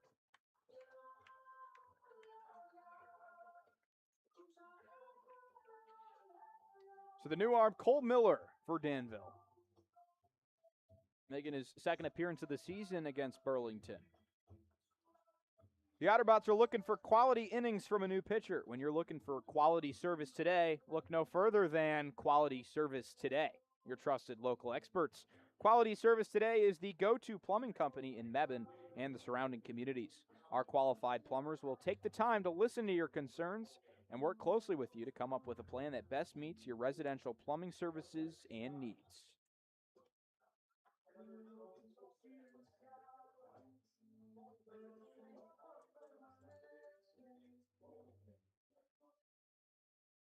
So Cole Miller, I mean, there are some sharp tools in the shed, and there's Cole Miller this year. He has been really tough to crack.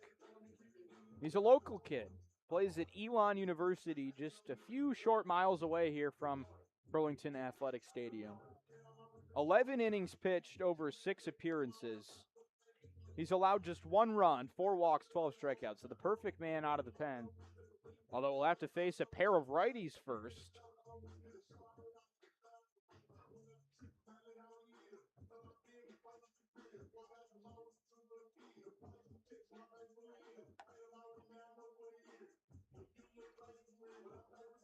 Devin Mitchell is the first man to hit off of Cole Miller.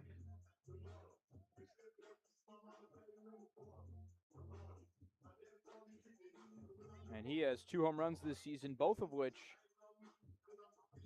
came against left-handed pitching. Came against right-handed pitching.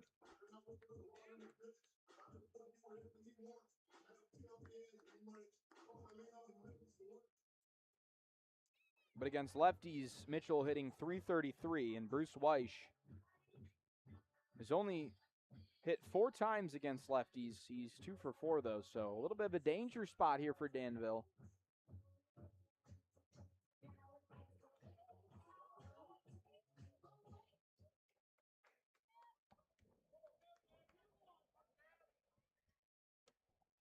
First pitch to Mitchell is outside. A ball and no strikes. It looks like we need more gas now. With that pitch to lefty fans. The lefty Miller, in his only outing against Burlington this year, he got the win. 3 shutout innings. 1-0 Mitchell takes a hard hack at it, trying to make this game 5-2 with 1 swing of the bat, and that's why you get 3.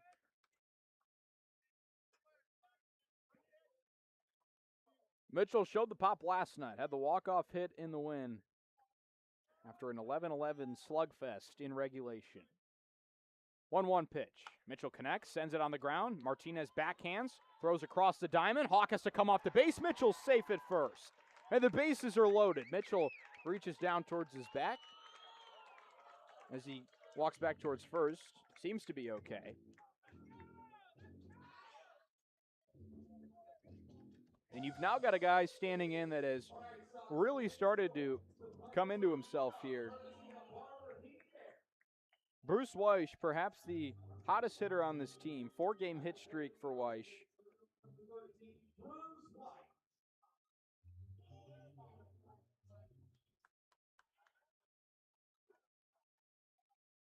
Five extra base hits this season.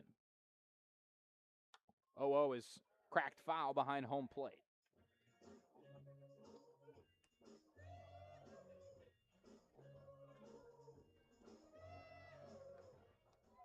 He is 0 for 1 with the bases loaded. He struck out at his only at-bat. But batting now for the second time and a real chance to cut this game open. 0-1 pitch. Weish watches it outside.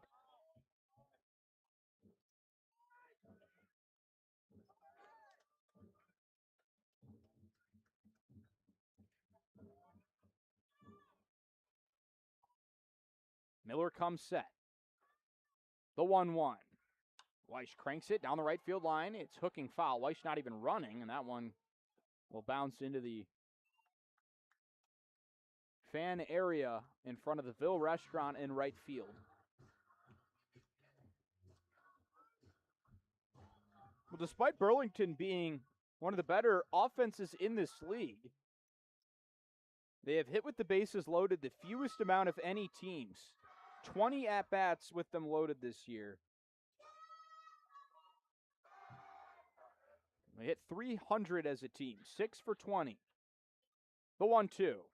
Swung on and missed. Weish down on strikes. He chased it out of the zone. And Cole Miller is 1 out away from getting out of this jam.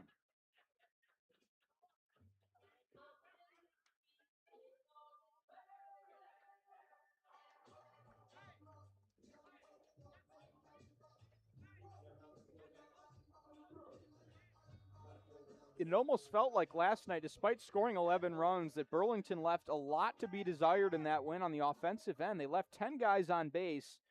6 for 21 with runners in scoring position is a pretty fine mark for this team this year. Edwards watches the fastball in there for strike one. This is a team that has really struggled with runners in scoring position as the season has progressed. It really hasn't gotten much better than the initial few games.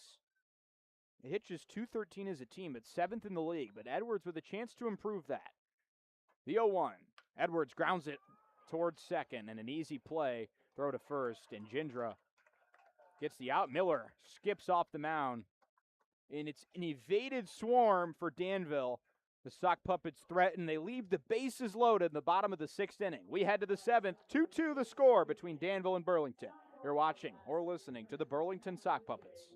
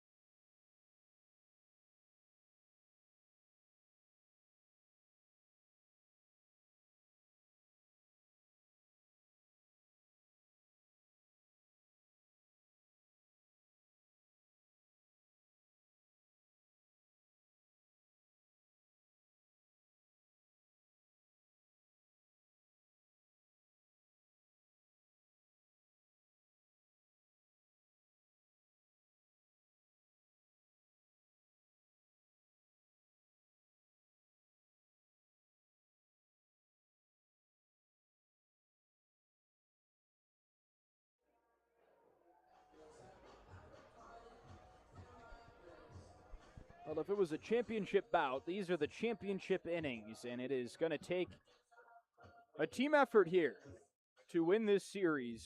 Danville and Burlington tied at 2. Here's the end of the 7th. Lawson McLeod, first pitch home to Jordan Jacob, misses outside, and this is the reason Danville has 2 runs on the board tonight. Jordan Jacob back in the 4th inning, his second home run of the season. McLeod into his windup. 1-0 misses downstairs. It was a 394-foot home run, 97 miles an hour off the bat to left center field. 2-run shot.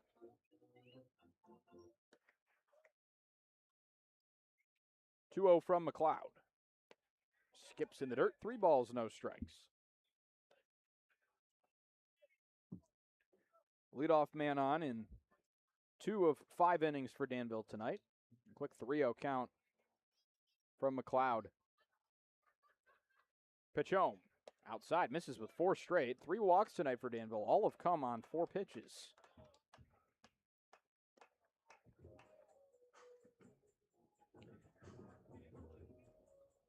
Well, he's making his 3rd appearance in the series, but just his first start, Jordan Jacob is. He was used as a pinch runner 2 nights ago.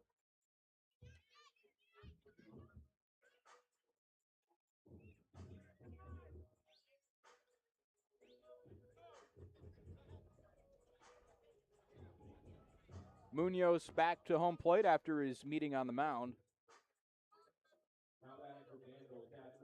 Caleb Rick's not in the lineup tonight, but he is their primary base getter with 9 stolen bases. Jordan Jacob tied for the second most on the team with 7. He stands at first. And McLeod, a lanky righty, almost robotic-like movement over to first base on the pickoff attempt. It's almost like the Toy Story challenge, if you've seen that on social media at all, where the legs are just stiff, and that was what McLeod kind of did towards first base. His first offering home is outside, a called strike to Danny Perez.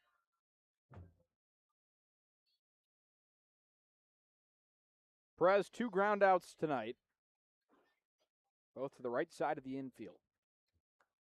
The 0-1. Long pause and the throw home. That one catches the corner. And Perez quickly down 0-2.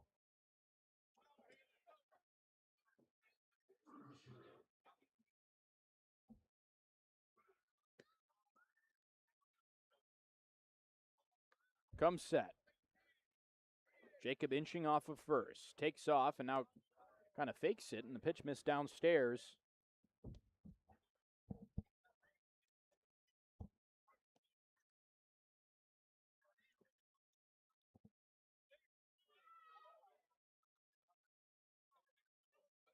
So now the count 1-2. Long pause, pitch home. Perez is not offer at it. McLeod wanted a strike, didn't quite get it. It was a little bit upstairs. Count even at 2-2. Fastball, fastball, fastball, curveball from McLeod in this at-bat. 91 to 92 miles an hour, and he mixes it up with the curveball at 81. Now the 2-2. Outside. McLeod has missed with 3 straight, and he's just making his 2nd appearance this season. So you wonder how much of a factor his brief appearance in the Kingsport game, which was just 1 inning, is playing into his mind here in the 7th inning. Can't lose the 0-2 hitter. And the pitch home, and it doesn't matter as Jacob took off towards second. It's ball 4. Munoz turned and said something towards Tyler Gist after the pitch. Maybe they thought that 1-2 pitch found the zone. That curveball was upstairs by a good margin. It was a correct call from the home plate umpire. It was actually net positive on that at bat, as the 0-1 pitch was not touching the outside corner. Barely missed, but it was a called strike. So a pair of walks to start the 7th.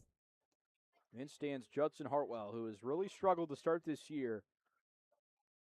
First pitch home. Runner takes off towards third. Throw down. Munoz hits the batter, and the ball bounces away. He froze. He did not move. He is entitled to that box. Munoz would have needed an impressive throw to even gun Jacob down over at third, and he is injured, actually, at the end of the play. That's one of the best base runners in the league who's shaken up. And he needs another runner. Martinez hopped out of the dugout, as did Alyssa McNeil, the trainer for this Otterbots squad, and she jogs down to first base to meet Jacob. Not what you want to see at all, as Danville was already pressing their foot on the brakes. It looks like a knee injury for the Danville designated hitter tonight.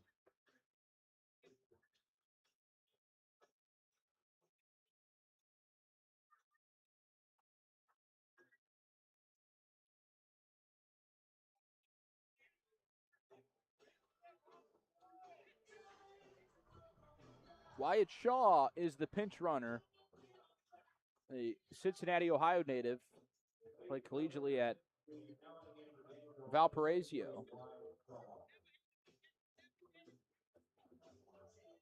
The count's still 1-0, still without an out this inning. Lawson McLeod looking to strand these two runners. It's now Shaw at third and Perez at second. Pitch home. Just an awkward play all around with Jacob getting hurt. But it's a veteran move from Judson Hartwell, who just freezes in the box, and Munoz trying to rifle that ball down to third as quickly as possible. But as a batter, you are entitled to the box. You cannot make movements to step out of the box with a runner in motion. So now the count 2-0. McLeod's throw home, lifted in the air, high and foul. First base bleachers awaits the entry of a ball, and it skips just in front of a mom and her child. 3 rows from the top.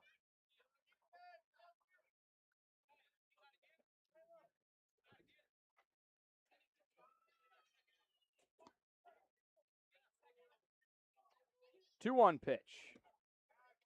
Didn't quite find it. And that one makes it 3-1 as McLeod kind of snaps his glove in frustration as he catches that one on the throwback to the mound. 2-2 here in the top of the 7th.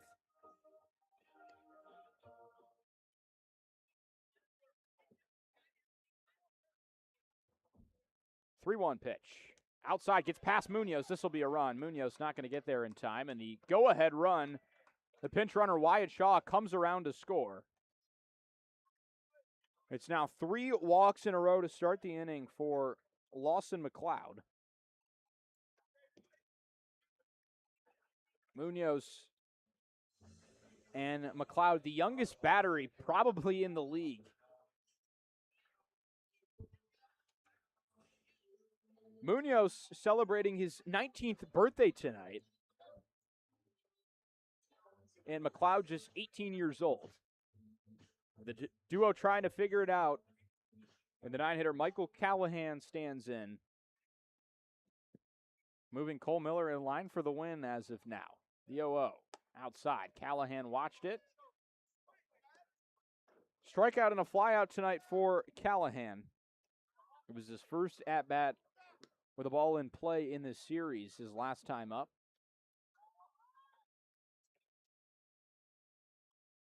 The 0-1. High and tight to Callahan. Works it to 1-1.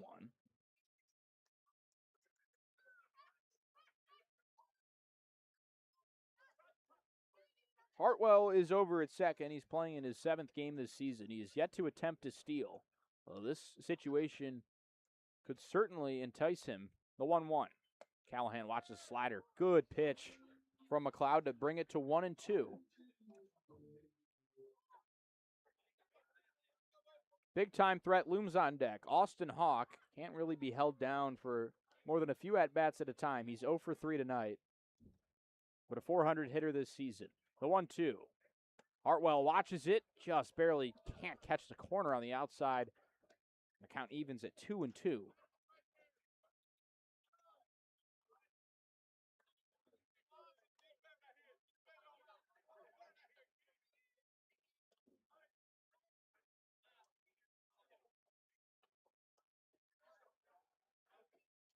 The 2-2. Missed again outside. And that is apparently ball 4. But it appears that one of the pitches was actually called a ball. So that was a 3-1 count, and that one will put the bases loaded. McLeod has now walked 4 hitters in a row, and this is what has befallen this team a lot this season has been the walks in the late game. And this series may be starting to finally turn in favor of Burlington, or maybe in favor of having some closer games. And looks like Mickey is going to make a change as he pointed, and he's going to grab the ball here. 4 walks in 4 plate appearances for Lawson McLeod. The command certainly will be talked about. It's just his second appearance of the season.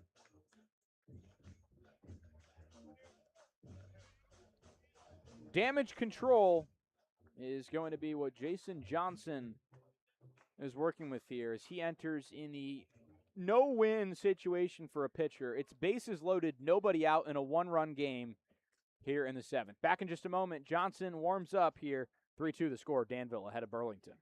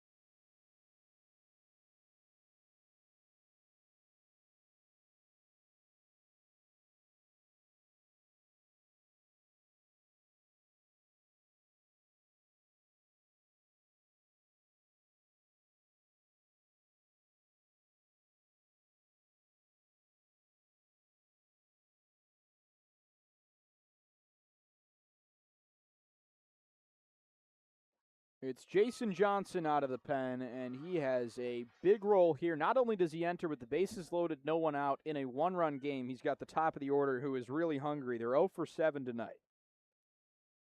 First pitch to Austin Hawk is fouled back. Jason Johnson, the man on the mound, 10 2/3 innings pitched for Burlington this summer. 5.91 ERA. He's started twice, and now he enters out of the pen for a 3rd time. His 0-1 misses outside. 8 walks and 5 strikeouts, and he's got nowhere to put Austin Hawk. A pair of pop-outs and a strikeout for Hawk tonight. That was after a 2 for 3 game yesterday with a double and a single and 4 runs scored. 1-1 to Hawk. Fastball doesn't quite catch the top half of the zone, so the count moves to 2-1. Johnson really coming downhill here in the early goings of his outing, and he can get the fastball in the mid-90s. 91 miles an hour on his first pitch. 2-1. And kind of fisted foul there by Hawk. Worked him inside again. He's been on the inside part of the plate. Fastball, curveball, fastball from Johnson to start this AB.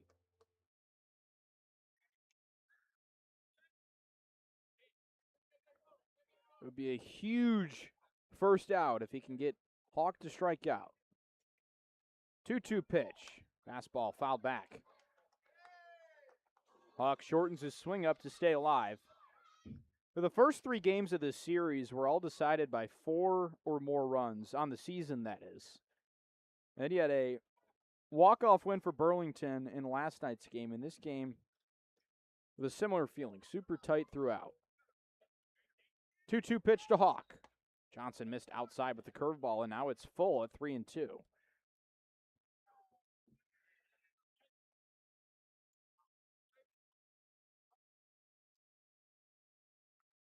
Hawk very disciplined, just 3 strikeouts and 32 at-bats. He's walked 9 times. The 3-2. Johnson hammered into left field by Hawk. Gets down. 1 run will come in to score, and they'll hold the runner at third. So it's an RBI single for Hawk. Makes it 4-2 Danville. And Austin Hawk has his first hit of the night. Otterbots stretch back out to a 2-run lead that they held briefly in the 4th inning.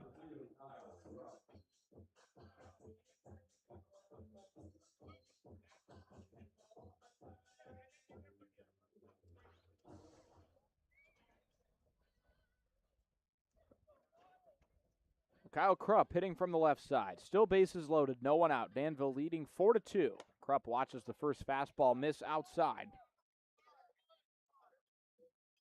100 miles off the bat of Austin Hawk on the RBI single, and everyone just moves up a base. So it's Hartwell at third and Callahan at second. 1-0 from Johnson. Krupp fouls it back off the padded wall behind home plate.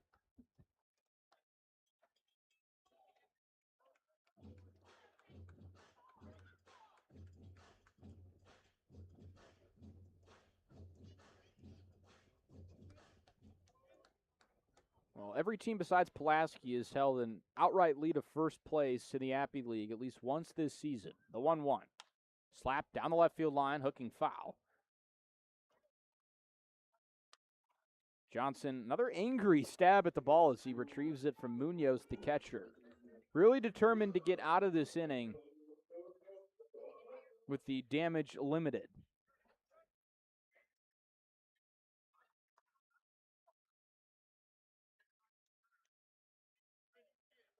The 1-2. Sent in the air. Center field. Gets down for a base hit. In comes Hartwell. They'll wave Callahan around. The throw is not going to come home, and it's 6-2 Danville. A 2 RBI single for Kyle Krupp has blown this game open. Danville's largest lead of the night.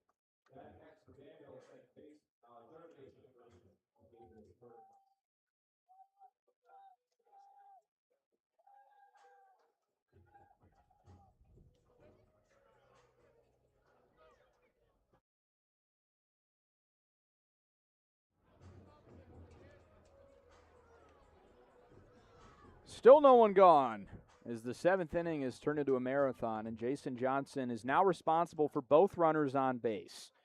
Davis Perkins, the 3-man in this order, looking to add to his RBI total, and the first pitch is upstairs. The scoreboard looks to be going through some sort of reboot out in right field. It continues to turn on and shut off, almost not wanting to add the Danville total. Pitch to Perkins is outside.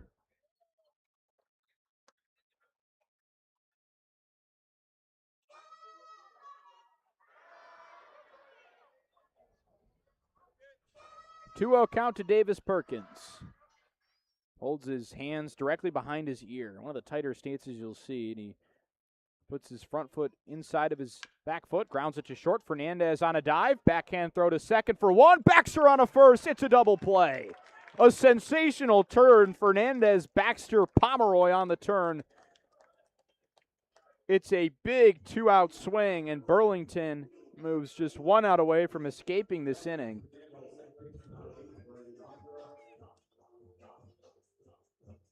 That's a major league turn there. Baxter with the quick thinking to barehand the ball.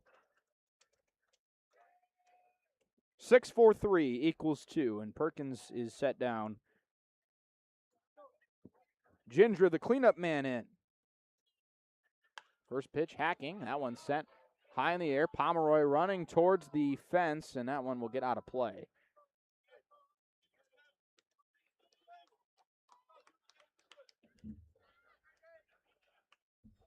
what's been really limited scoring chances for Danville tonight. They've had just 6 at-bats with runners in scoring position after 19 tries in last night's game. Another chance here. It's 6-2 Danville here in the 7th. Johnson's pitch home. Duck down, curveball. Started at the eyesight level of Gendra before tailing back, and Munoz and Gendra kind of having a chat. A good laugh at the plate over that one.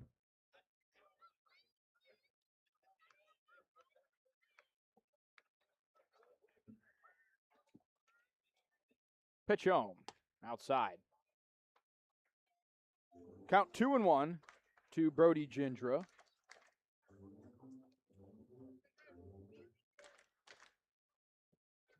It feels like this year, out of more previous seasons, that the Appy League has really gone nationwide. More players from the Great Plains region in California than in years prior. Pitch home, grounded to short. Fernandez ate him up a little bit, scoops it up, hard throw to first. Not in time.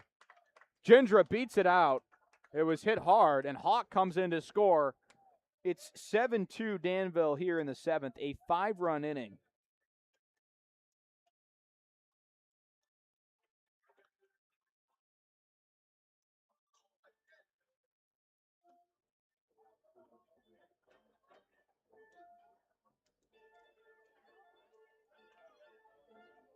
So Johnson will be likely charged with that run, and they'll give Fernandez an error despite the ball being hit 96 miles an hour off the bat.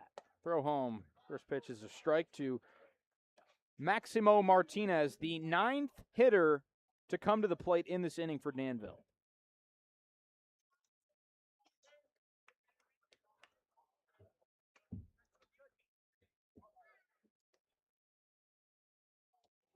Oh, 1. Bends a curveball in there for strike 2, quickly ahead of Martinez. A single in the 2nd, a ground out in the 4th, and a ground out in the 6th for the Trojan hitter. One of the later arrivals on this team.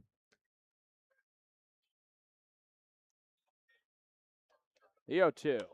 Sent into center field.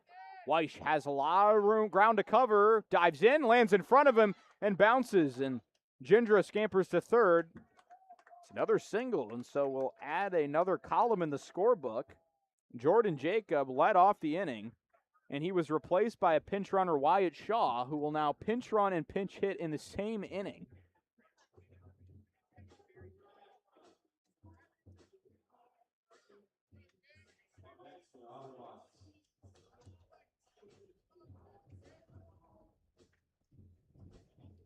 Number 33, Wyatt Shaw.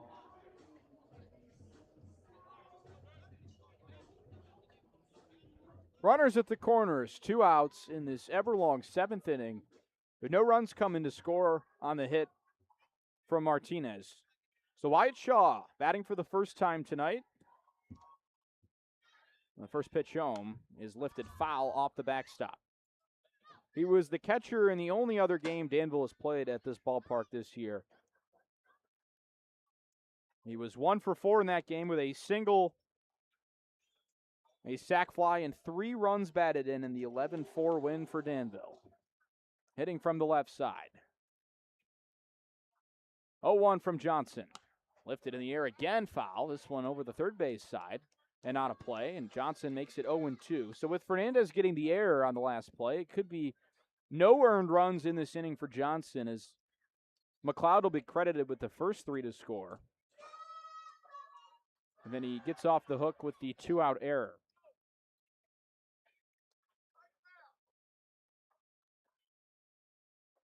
The 0-2 to Shaw. Outside, gets past Munoz, and Gendra will scurry home. It's 8-2. Danville is putting the hurt on here in the 7th inning. It's a 6-run 7th now.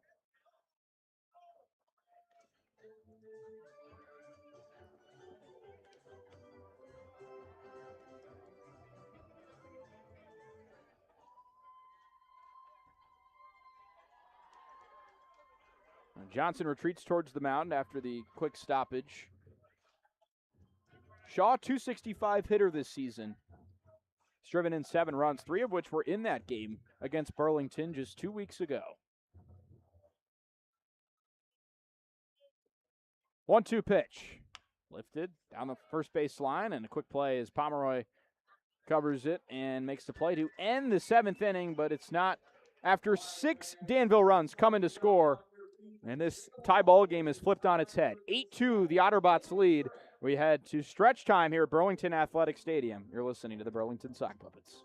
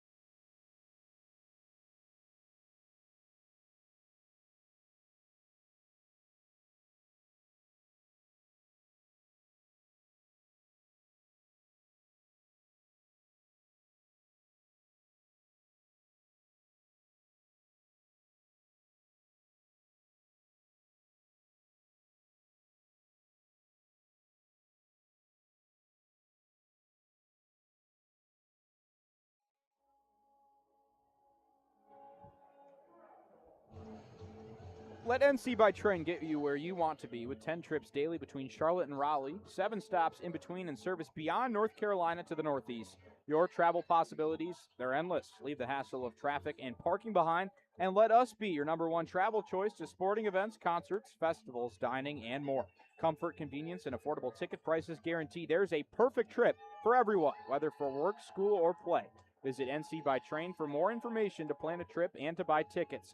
Follow us on social media at Twitter, X, and Instagram at NC_by_train and NC by Train on Facebook and LinkedIn. NC by Train, 35 years of service, endless possibilities. And endless possibilities for this Burlington team, but only one outcome will be enough to put them on top, and they have to really start a rally here in the final 3 innings. Cole Miller, first pitch to Munoz, is sent on a line over the shortstop Martinez's head into left field. Justin Munoz, when he swings a hot bat, it is really tough to make a play on it. That is one of the top prep hitting catchers in the country. And that is how you start a rally, with a first pitch hit. Kyler Baxter will hit from the right side now.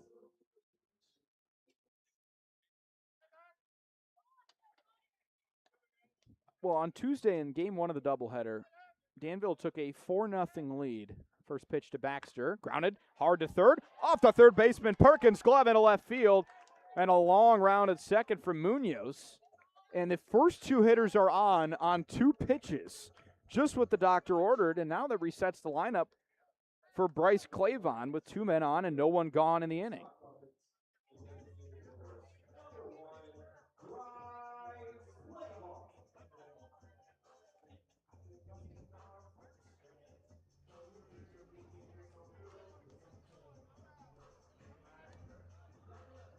Well, Danville took a 4-0 lead on Tuesday, and then Burlington had 5 runs of their own in a row, and then Danville got 5 more.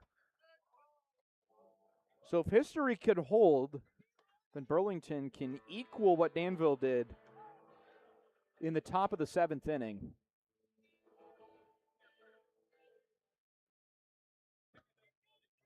Clavon awaits a 1-0 pitch. He reached base and scored in the 6th on a walk. That one eyed it down, and Clavon rung up there. Strike 1. It's really night and day what the offenses have done tonight. Burlington has left guys on. They have 2 runs on 9 hits. Danville has 8 runs on just 6 hits. The 1-1. Clavon sizzles one foul off the end cap.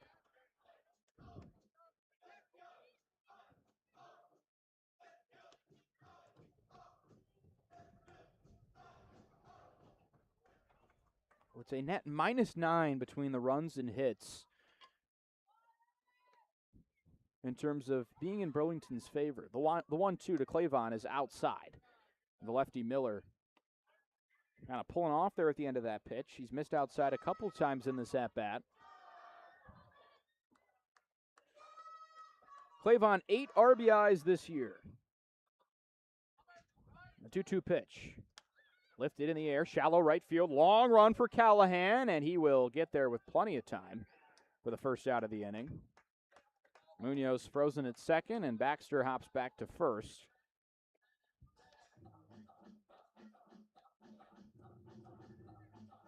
Baxter officially scored as a single on the hard hit ball to third base.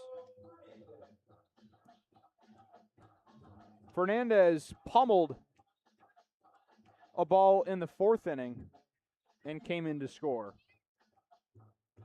Gave a pretty good ride in the 6th inning out to center field. And that was a flyout. Clavon tagged up on that.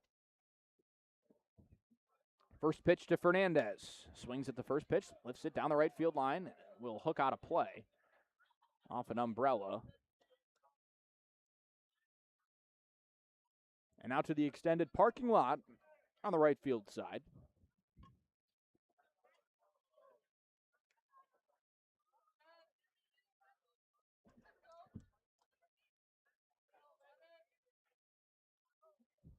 Oh, 1 outside to Fernandez, make it 1-1. The infielder who was so strong at Northwest Florida College in the spring. He had 13 home runs and hit .395 in 53 games. The 1-1 inside. Fernandez watched it down the whole way.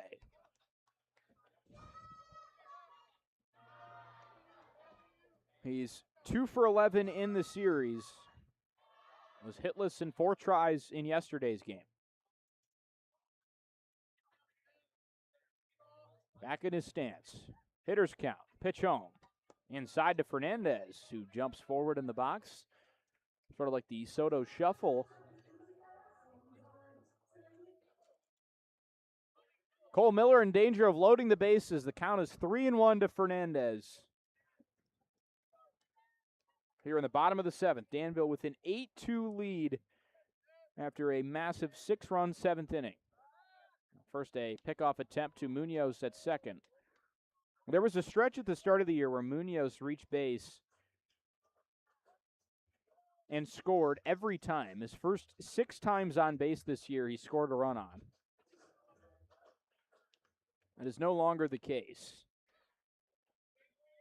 Fernandez waits the 3-1, but now a balk is called, and Miller kind of stabs the dirt. He knows he flinched. That will move Munoz to third, Baxter to second, puts 2 men in scoring position.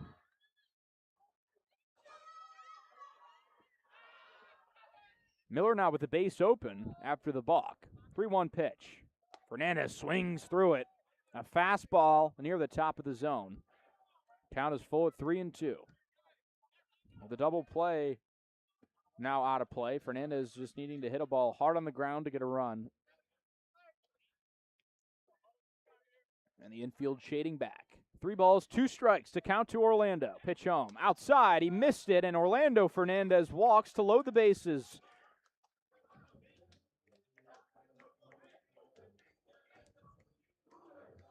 And then, factually speaking, this is the toughest 3-4 lineup in the Appy League.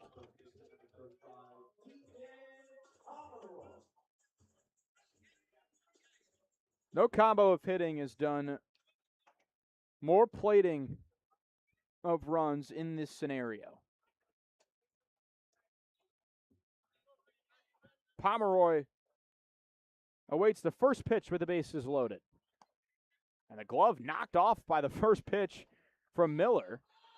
Pomeroy retrieving the glove. Typically, it's a close foul ball where the catcher has to pick up the bat and hand it back to the batter, who runs down towards first base on a deep fly ball. But that time it was Pomeroy retrieving the glove for the catcher, Perez. Count is 1-0.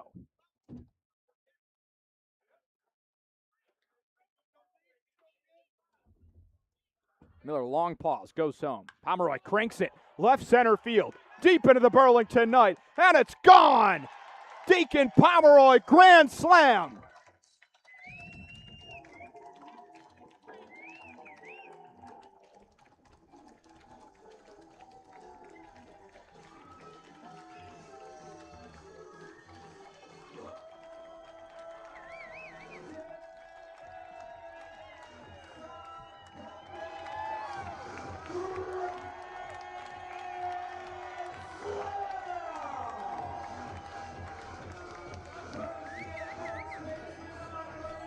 A 1-0 changeup to Deacon Pomeroy right down the middle of the plate, and he did not miss it. A perfect launch angle, 24 degrees, 106 miles an hour off the bat. It traveled 404 feet.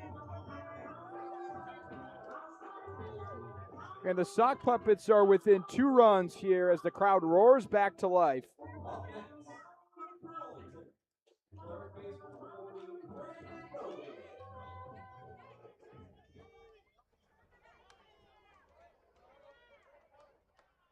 First pitch to Novi.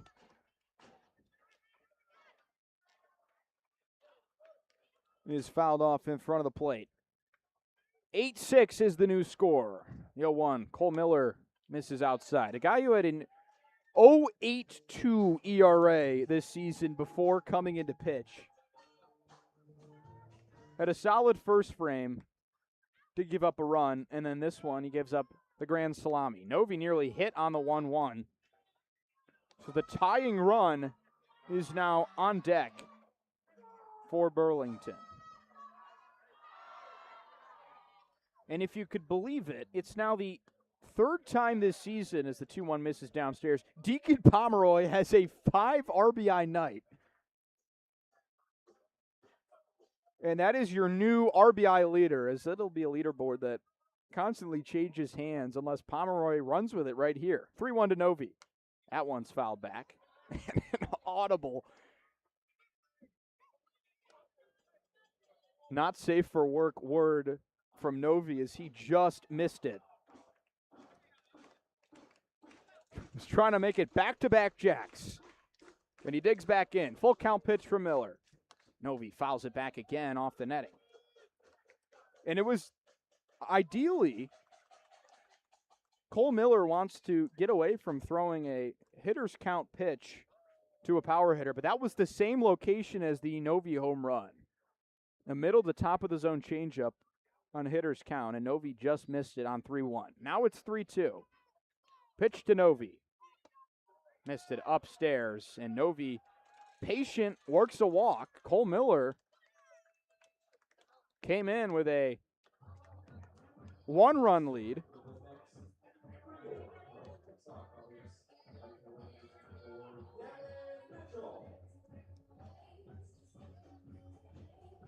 And Devin Mitchell is now the tying run in this game, and Mark Martinez is going to make a change. So Cole Miller roughed up for the first time all season.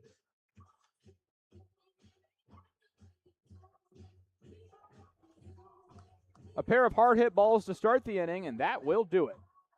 Mark Martinez wants the righty out of the pen, and it's Tyler Canast who will make the trip to the mound. Miller will storm towards the dugout.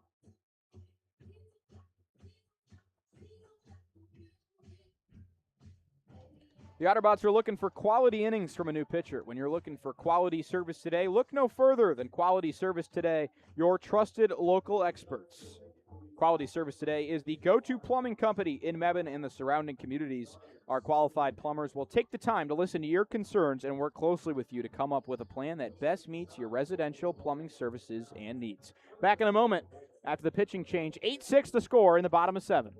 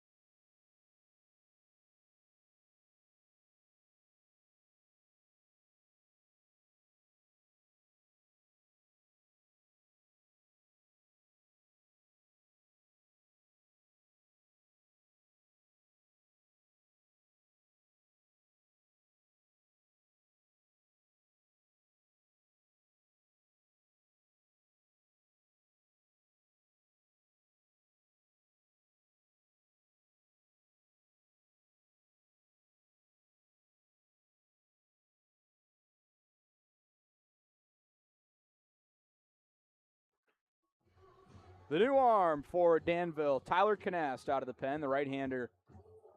37 and 2/3 innings pitched. Struck out 49 guys, walked just 22. On his way to a 1.67 ERA at Winter Springs High School in Florida. And the first pitch to Devin Mitchell is a swing and a miss. Canast committed to Texas Tech. I say everything's bigger in Texas. Canast making the move to Lubbock in the fall.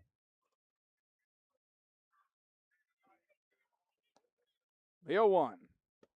Missed downstairs. It's the second 18-year-old prep arm we've seen tonight. Lawson McLeod being the other one. And Canast is 2 months younger. Turned 17 in May. Or turned 18 in May. 1-1 pitch to Mitchell. Swung on and missed. Slider outside again. Fastball low 90s from Canast.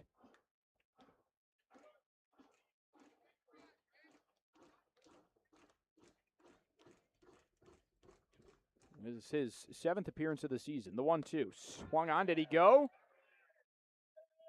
And Tyler Giss says he did. Mitchell shakes his head as he retreats to the dugout. That's a big second out of the pen for Tyler Canast.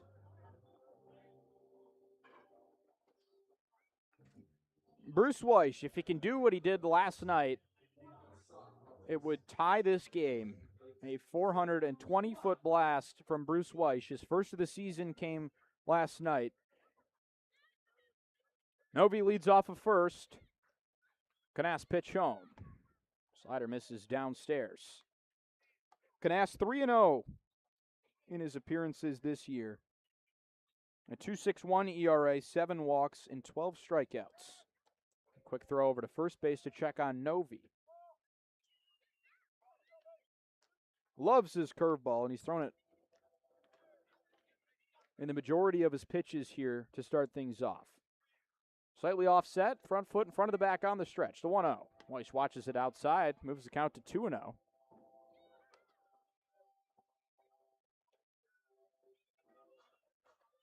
Could the prophecy really come true? You had a 5-run inning in game 1 of the series that was matched immediately by the home team, and now Burlington with one swing could do the same. Fastball low, but catches the zone. It's 2-1.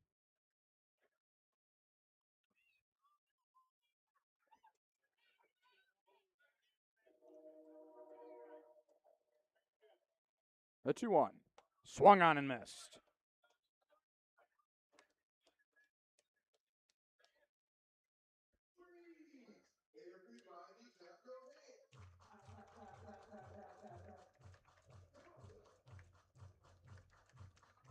The 2-2 from Weiss. Swung on and missed. He gets out of the jam and strands Novi at first. Deacon Pomeroy with a grand slam to move this game back to a 2-run lead, and Jason Johnson will toe the rubber in the 8th. Back in a moment here. You're listening to the Burlington Sock Puppets.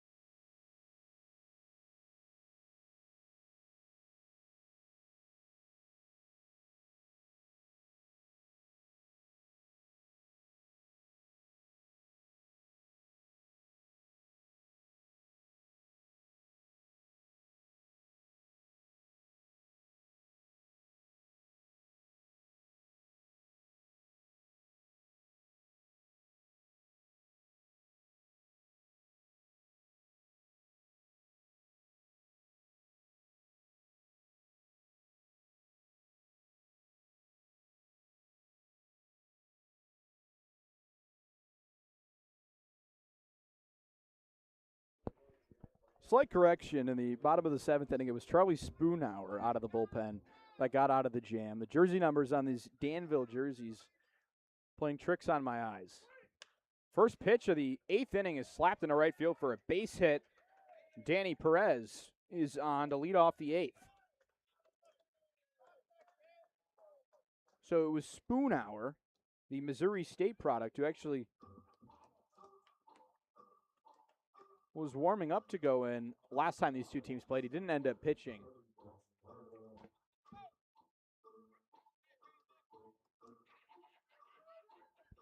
First man on, and Jason Johnson will work out of the stretch regardless. First pitch upstairs to Judson Hartwell. Hartwell was the third of 4 walks in the 7th. Came in to score. 1-0 pitch. Skips a few feet in front of the plate. Good stab by Munoz to make the stop. Hartwell, redshirt year at Georgia Tech. One of the best hitters in Georgia high school history. He was a 4-year varsity player at Prince Avenue Christian, and he hit 32 home runs over his 4 years. He hit .440 and drove in 191 runs.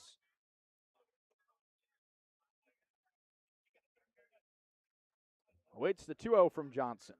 That one's upstairs again. Johnson's made it 3-0.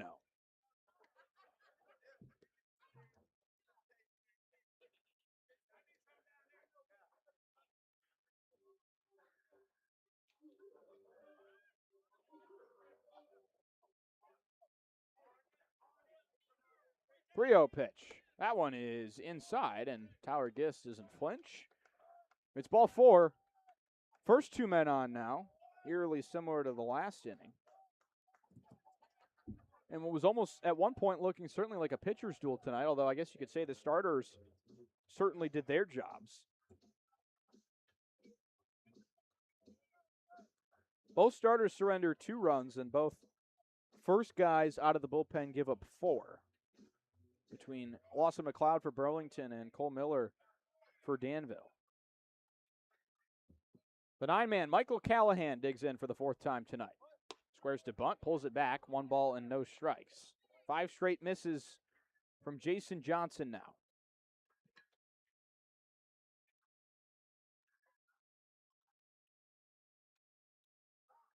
(8-6) the Danville lead here in the top of the 8th inning. Runners at first and second, and no one gone.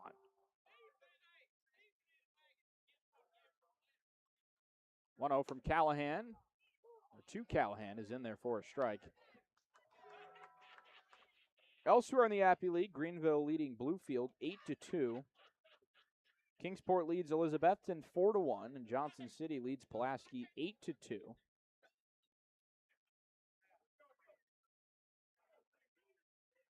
The 1-1. Squares to bunt again. This one hit foul towards his dugout. Ricocheted hard off the bat. 3 straight fastballs from Johnson to Callahan tonight.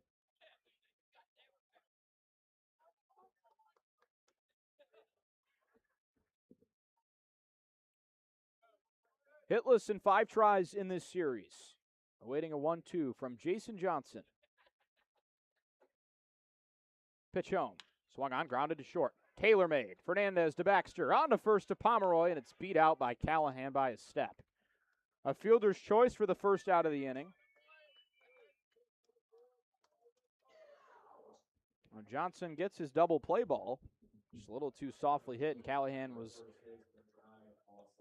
hustling out of the box to get down to first. Brings up Austin Hawk. RBI single in the 7th is his only hit tonight in 4 at-bats. Looking to get a similar result here and get a ground ball to get out of this inning. 0-0 pitch. In the dirt. Munoz stabbed at it, kept it in front of him. Has to retrieve it a few steps in front of home plate.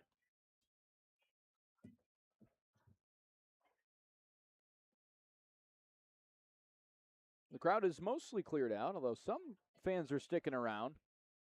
It's the first home game in which it doesn't feel like 100 degrees at game time, and it's closer to the weekend. The 1-0. Swung on and missed. Hawk chased a fastball upstairs.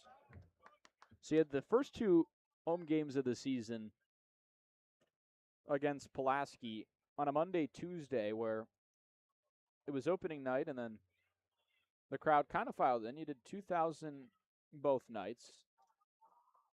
A 1-1 pitch. Runner takes off towards second. Munoz will throw down. Skip in front. Baxter tags him out. They will trade it out for a run as Danville clears the bases on one pitch. Perez comes in to score. Callahan gunned down at second. Munoz gets an assist from behind the dish. And Danville leads 9-6. Count moves to 1-2 to Austin Hawk.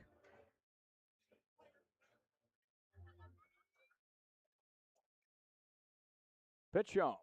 Hawk does an offer at the curveball, and Munoz with some aggressive head shaking. He really liked the spot of that pitch to get Hawk to nearly come around.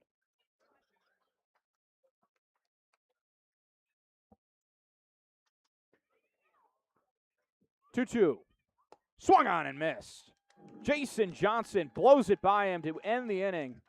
Danville adds another. It's 9-6. Halfway through the 8th inning here at Burlington Athletic Stadium. You're listening to the Burlington Sock Puppets.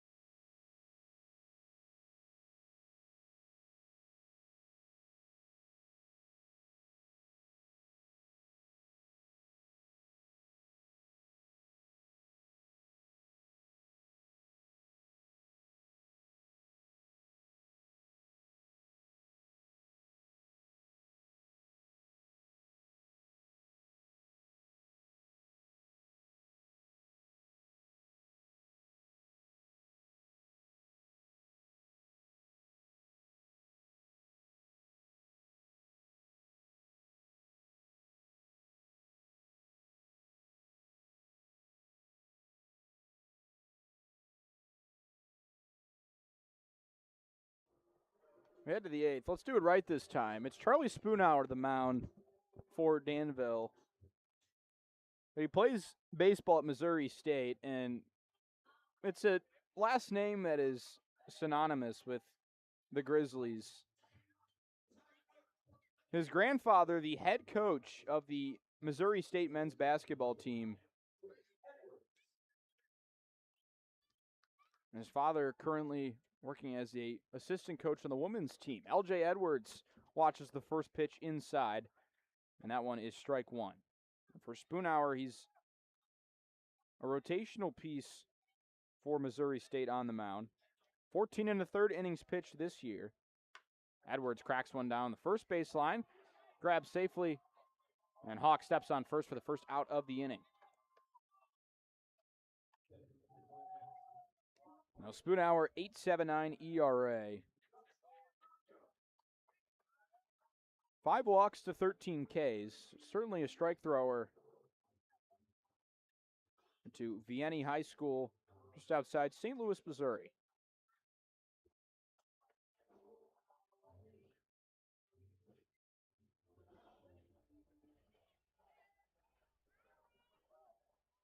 The 0-0.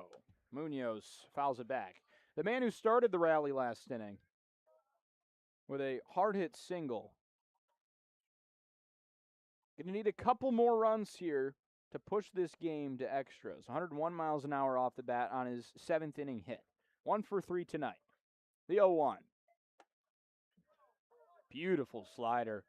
Charlie Spoonhour bends one back in. Munoz was afraid he was going to be hit by that pitch.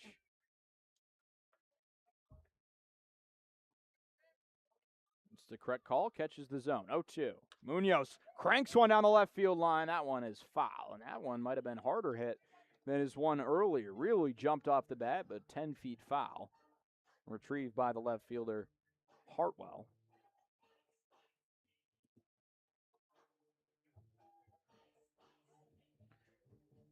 The two teams will meet again numerous times throughout the season. The next meeting comes on July 3rd in Danville. Or July 2nd in Burlington, then July 3rd in Danville.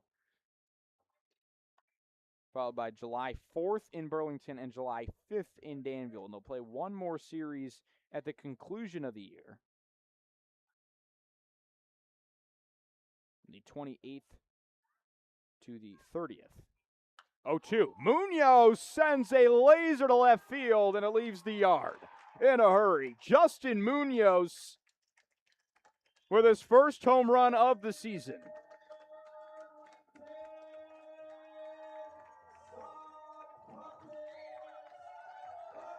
That kid might have the 3 hardest hit balls of the night.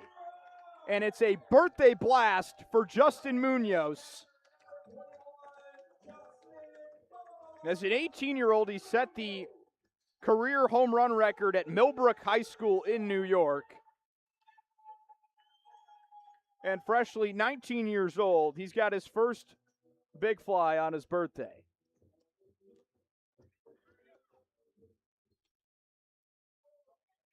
.364 feet on the 0-2 pitch. Baxter swings and misses at strike one. 100 miles an hour off the bat.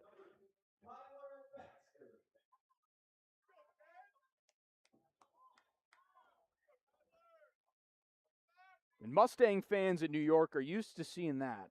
They got plenty of that action this year. The 0-1 to Baxter. Fisted to shortstop. Weakly hit. Tough play. Martinez shuffles, throws to first, and beats Baxter by a step. And barely got past the pitcher's mound. Kind of an awkward hit off the handle of the bat.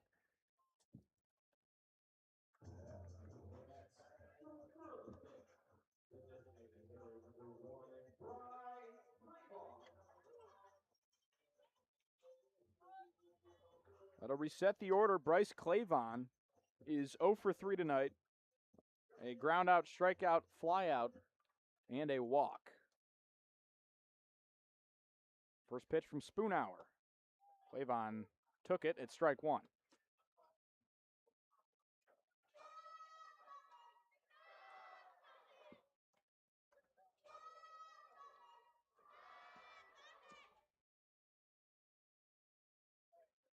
Oh, 1 to Clavon. Grounded foul behind him. And so with the home run,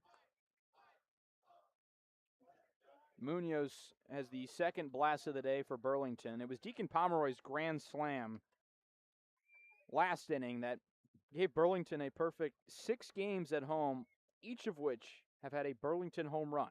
0-2. Clavon swings through it to end the inning. And Spoonhour bounces back after the home run. This game is still a 2-run game as we head to the 9th inning. Jason Johnson trying to stave off the Danville offense one more time.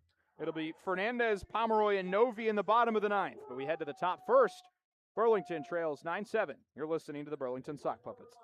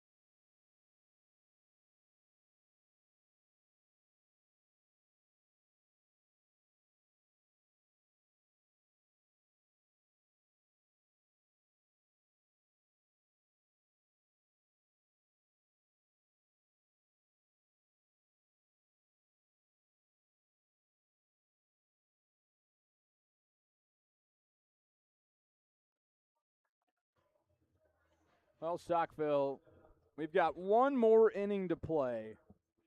And the ninth inning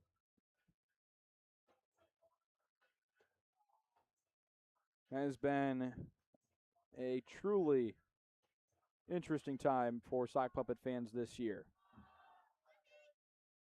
A walk-off loss to Johnson City in the last inning on Sunday, but a pair of walk-offs in extras. The first pitch is a strike. And both of those walk-off wins in extras required one run to be scored in the bottom of the ninth. And even if it was Danville last night, they had to force extras to get Burlington to walk it off. 0-1 to Krupp is fouled back, and it's quickly 0-2. We talk about the fact that the top 3 RBI getters were on the field tonight, but that now extends to the top 4, with Kyle Krupp picking up a 2-run single in his last at-bat in the 7th. Johnson's 0-2. Sent hard on a line to right field and right at Mitchell. Makes the catch for the first out of the inning. So it's Pomeroy with 21 RBI. Perkins has 18, and Krupp and Novi with 17 apiece. So 2 representatives from each side. Up next for Danville, third baseman number 18, Davis Perkins.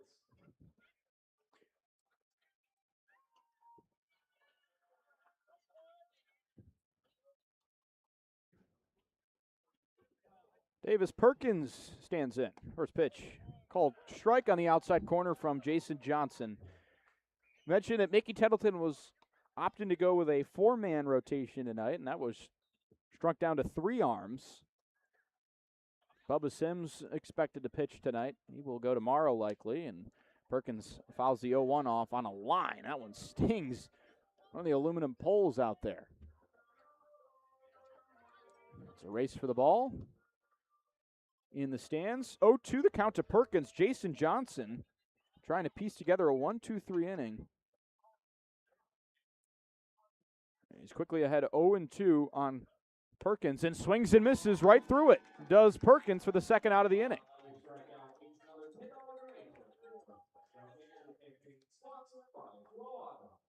Jason Johnson has his second K of the game.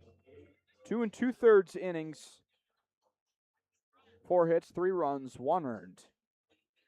A walk and 2 strikeouts for Johnson, trying to finish off this ninth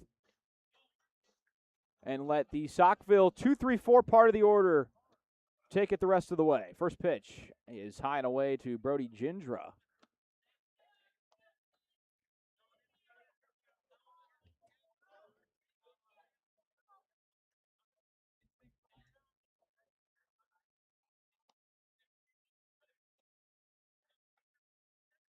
Line down the third base line, and it's foul, says Tyler Gist.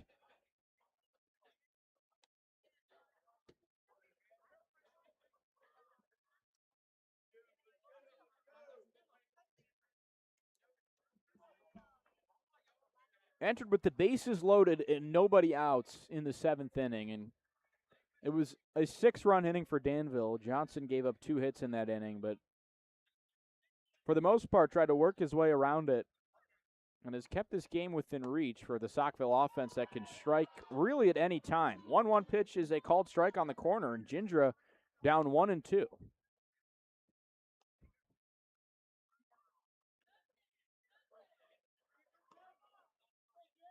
Ball and 2 strikes. Gindra lifts one on a line into left field, and it bounces in front of L.J. Edwards. A 2-out single for Brody Gindra.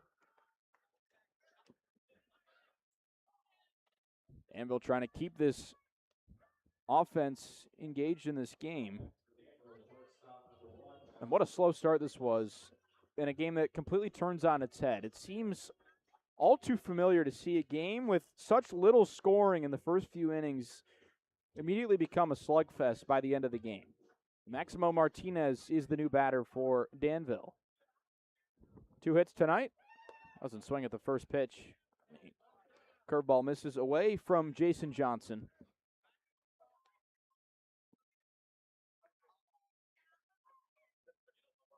Four balls hit in play tonight by Martinez. 2 singles and 2 groundouts. 1-0 pitch. Good curveball from Johnson. Bends it in the zone. 1-1 is the count.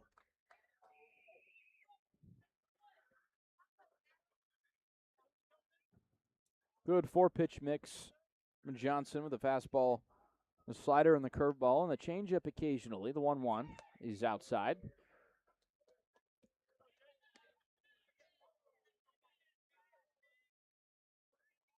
Martinez at .500 in this series. Did not play in Game 1, but went 1 for 2 in Game 2. The 2-1 hits him in the side, and that is a really tough take. Martinez tosses his bat aside. That one's going to sting. That's a 91-mile-an-hour fastball from Jason Johnson directly to the side of the back, maybe even the rib. Ouch. Martinez down to first, so 2 men on now. Jordan Jacob is the reason that Burlington has never led in this one, but he has since been replaced by Wyatt Shaw after leaving the game with injury. Shaw 0 for 1 tonight, grounded out to first base after pinch running for Jacob, who was injured sliding into third on a stolen base attempt in the 7th. Now, this spot in the order batted twice last inning. 0-0 to Shaw, outside.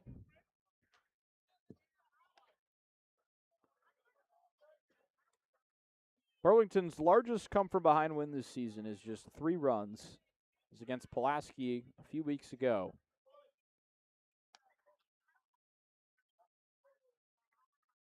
The 1-0 from Johnson. Fastball in there for a strike. They attempted to up that number with a 4-run comeback on Tuesday. The 5-run 5th inning ended up pointless as Burlington surrendered 5 immediately afterwards. Wyatt Shaw with a chance to give some insurance to the Otterbots. Pitch home. Shaw doesn't offer at it. Can't quite catch the corner. Johnson wanted the strike call. Tyler Gist doesn't give it to him, so it moves to a hitter's count, 2-1. Danville 9 runs on 8 hits, no errors tonight. Burlington 7 runs on 11 hits and 1 error tonight.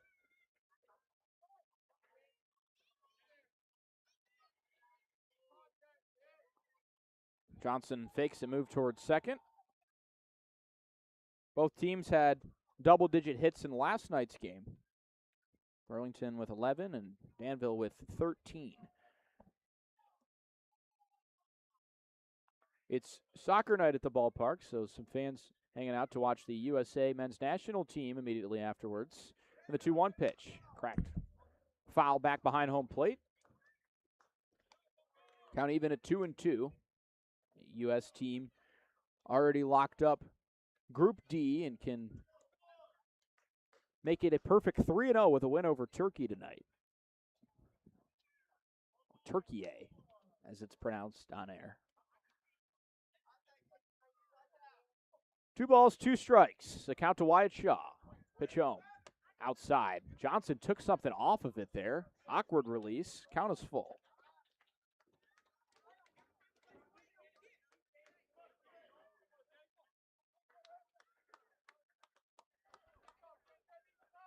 Payoff pitch. Runners will be in motion. It's Gindra at second and Martinez at first. Pitch to Shaw. Lifted and nearly hitting us here at the booth. If not for the beautiful netting right in front of us and the laptop setup over here. It would have been a costly foul ball. That's the closest we've seen a foul ball come up here. My producer to my right. Pretty visible reaction. Count still full. Wyatt Shaw awaits a full count from Jason Johnson. And the pitch home. Swung on and missed. Jason Johnson gives him the sword to end the inning. The Saukville crowd rises to its feet. One last chance. 9-7 the Danville lead. We head to the bottom of the 9th here at Burlington Athletic Stadium.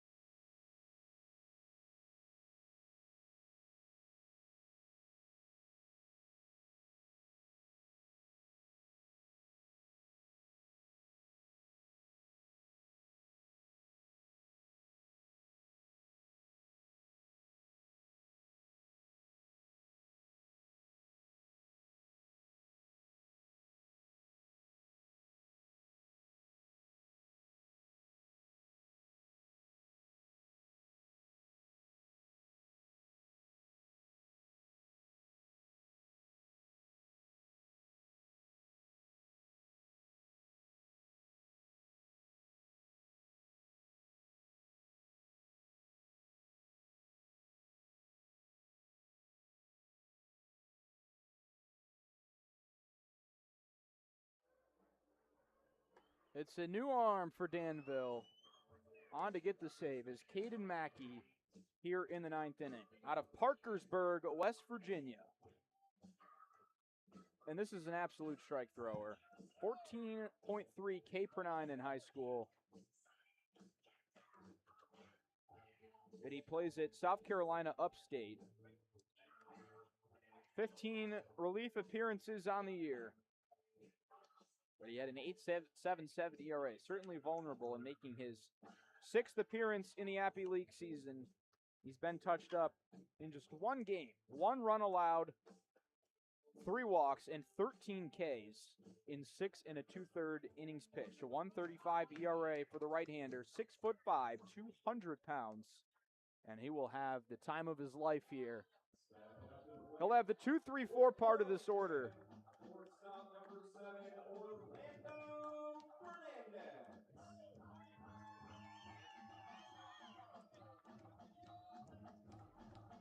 Mackey toeing the rubber from the right side. He's got a glove that matches the Spartan green at South Carolina Upstate. Fernandez hits from the right side. First pitch. Nearly hits him. Fernandez backed away. It was an off-speed pitch. Mackey trying to command some respect as he hits a couple pitches off the backstop in his warm-up, and then immediately takes something off and drops a 79-mile-an-hour doozy inside to Fernandez. Count is 1-0. Misses again upstairs. Maybe a little bit of a confusion going on between Perez and Mackey. That one was way upstairs. Another off-speed pitch. The entire crowd will know when Caden Mackey throws a fastball. He's in the mid-90s with it.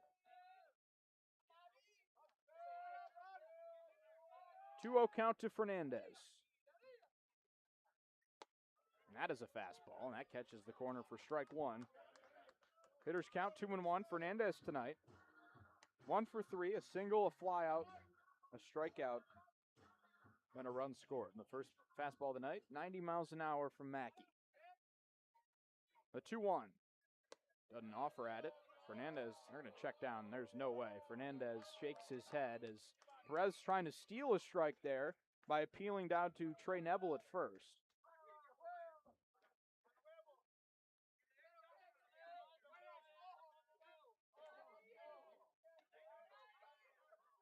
3-1 from Mackey.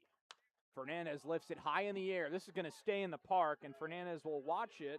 Perkins ranging over, and he makes the catch. It was in the air for about 6 seconds as Fernandez just painfully watched it land into Perkins' glove for the first out of the inning. It was a fastball at the top of the zone that could have been ball 4. It was half inside the zone, half out. So 1 man retired for Caden Mackey, but now he's got the 2 biggest power hitters in this order. Deacon Pomeroy, grand slam his last time up. Watches the first pitch outside. You'd expect him to see a lot of spin. Although Cole Miller tried to change up over the heart of the plate last time, and Pomeroy did not miss it. And his home run came on a 1-0 count. He sits in a 1-0 count here. The pitch home. Pomeroy watches the fastball. Pop the glove on the outside corner. 1 ball, 1 strike. It's a 3 extra base hit night for Deacon Pomeroy. A pair of doubles and a home run. 5 runs batted in. The 1-1. Pomeroy swings and misses at the slider.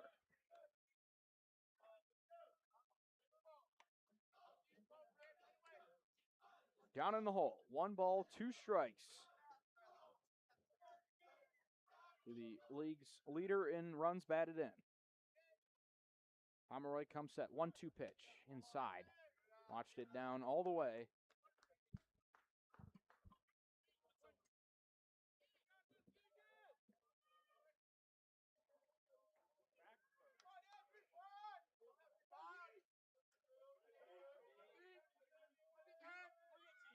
Two. Inside. Frozen. Pomeroy strikes out looking.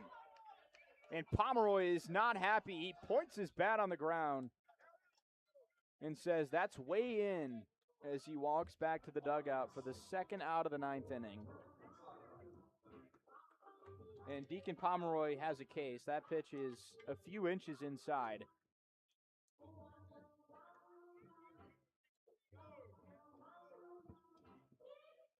So the last chance, Brandon Novi.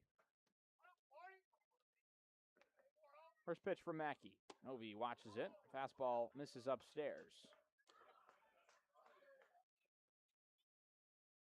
Now this series all-time tied at 26 apiece between Danville and Burlington.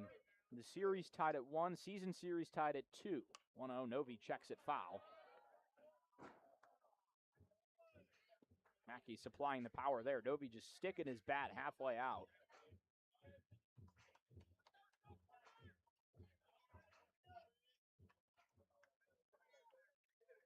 Novi patient, awaits the 1-1. Doesn't offer at it. It misses upstairs, and it moves to 2-1. And on deck, you got Devin Mitchell. He certainly has power to put the ball out of the yard if Novi could reach. He's got 2 home runs this season. Novi with 5. Awaits a 2-1. Pitch home. Novi doesn't swing. That one catches the corner for strike 2. Saukville down to their final strike of the night.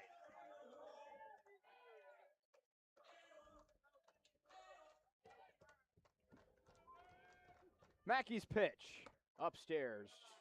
It's a strike to an 8-foot batter, and Novi is the tallest hitter in this order, but even he is not going to be able to reach that one. Count draws full. It's 3-2. The Danville infield playing back, the outfield playing back.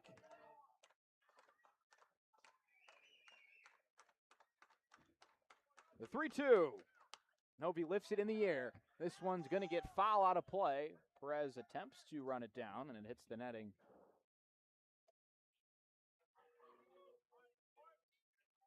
We'll do another 3-2. Novi with a pair of hits tonight. He's one of 3 sock puppets with a multi-hit night, along with Justin Munoz and Deacon Pomeroy, each of which have a home run tonight. Novi trying to keep that trend up would make it a 1-run game. 3-2 pitch. Lifted foul again, back out of play.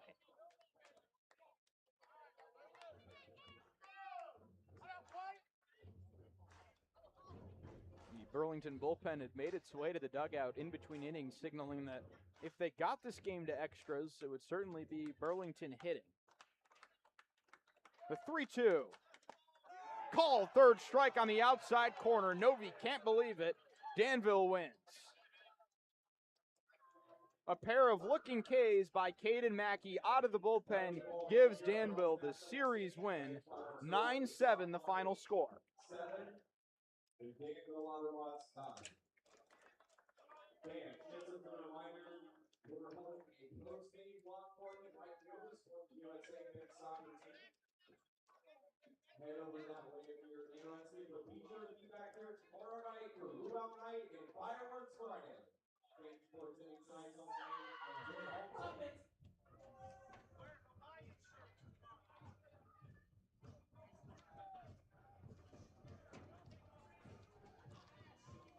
Well, it's a theme that has certainly befallen this team before. 4 walks to score for Danville in this game to just 1 for the Sock Puppets, and that ends up being the difference. Is they out-hit and out-muscle the Otterbots. 11 hits to just 8 and 2 long balls to just 1, but it's not enough to get the job done. Danville wins it 9-7 in Game 3 of this series. The 2 teams will meet again for a 4-game set starting July 2nd. With Games 1 and 3 of that series being played here, and Games 2 and 4 being played in Danville, Virginia.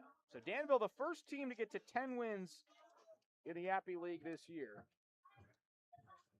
And they'll take sole possession of first place in the entire league and in the East. At 10-7, Burlington falls to 9-8 and falls to 2-4 at home.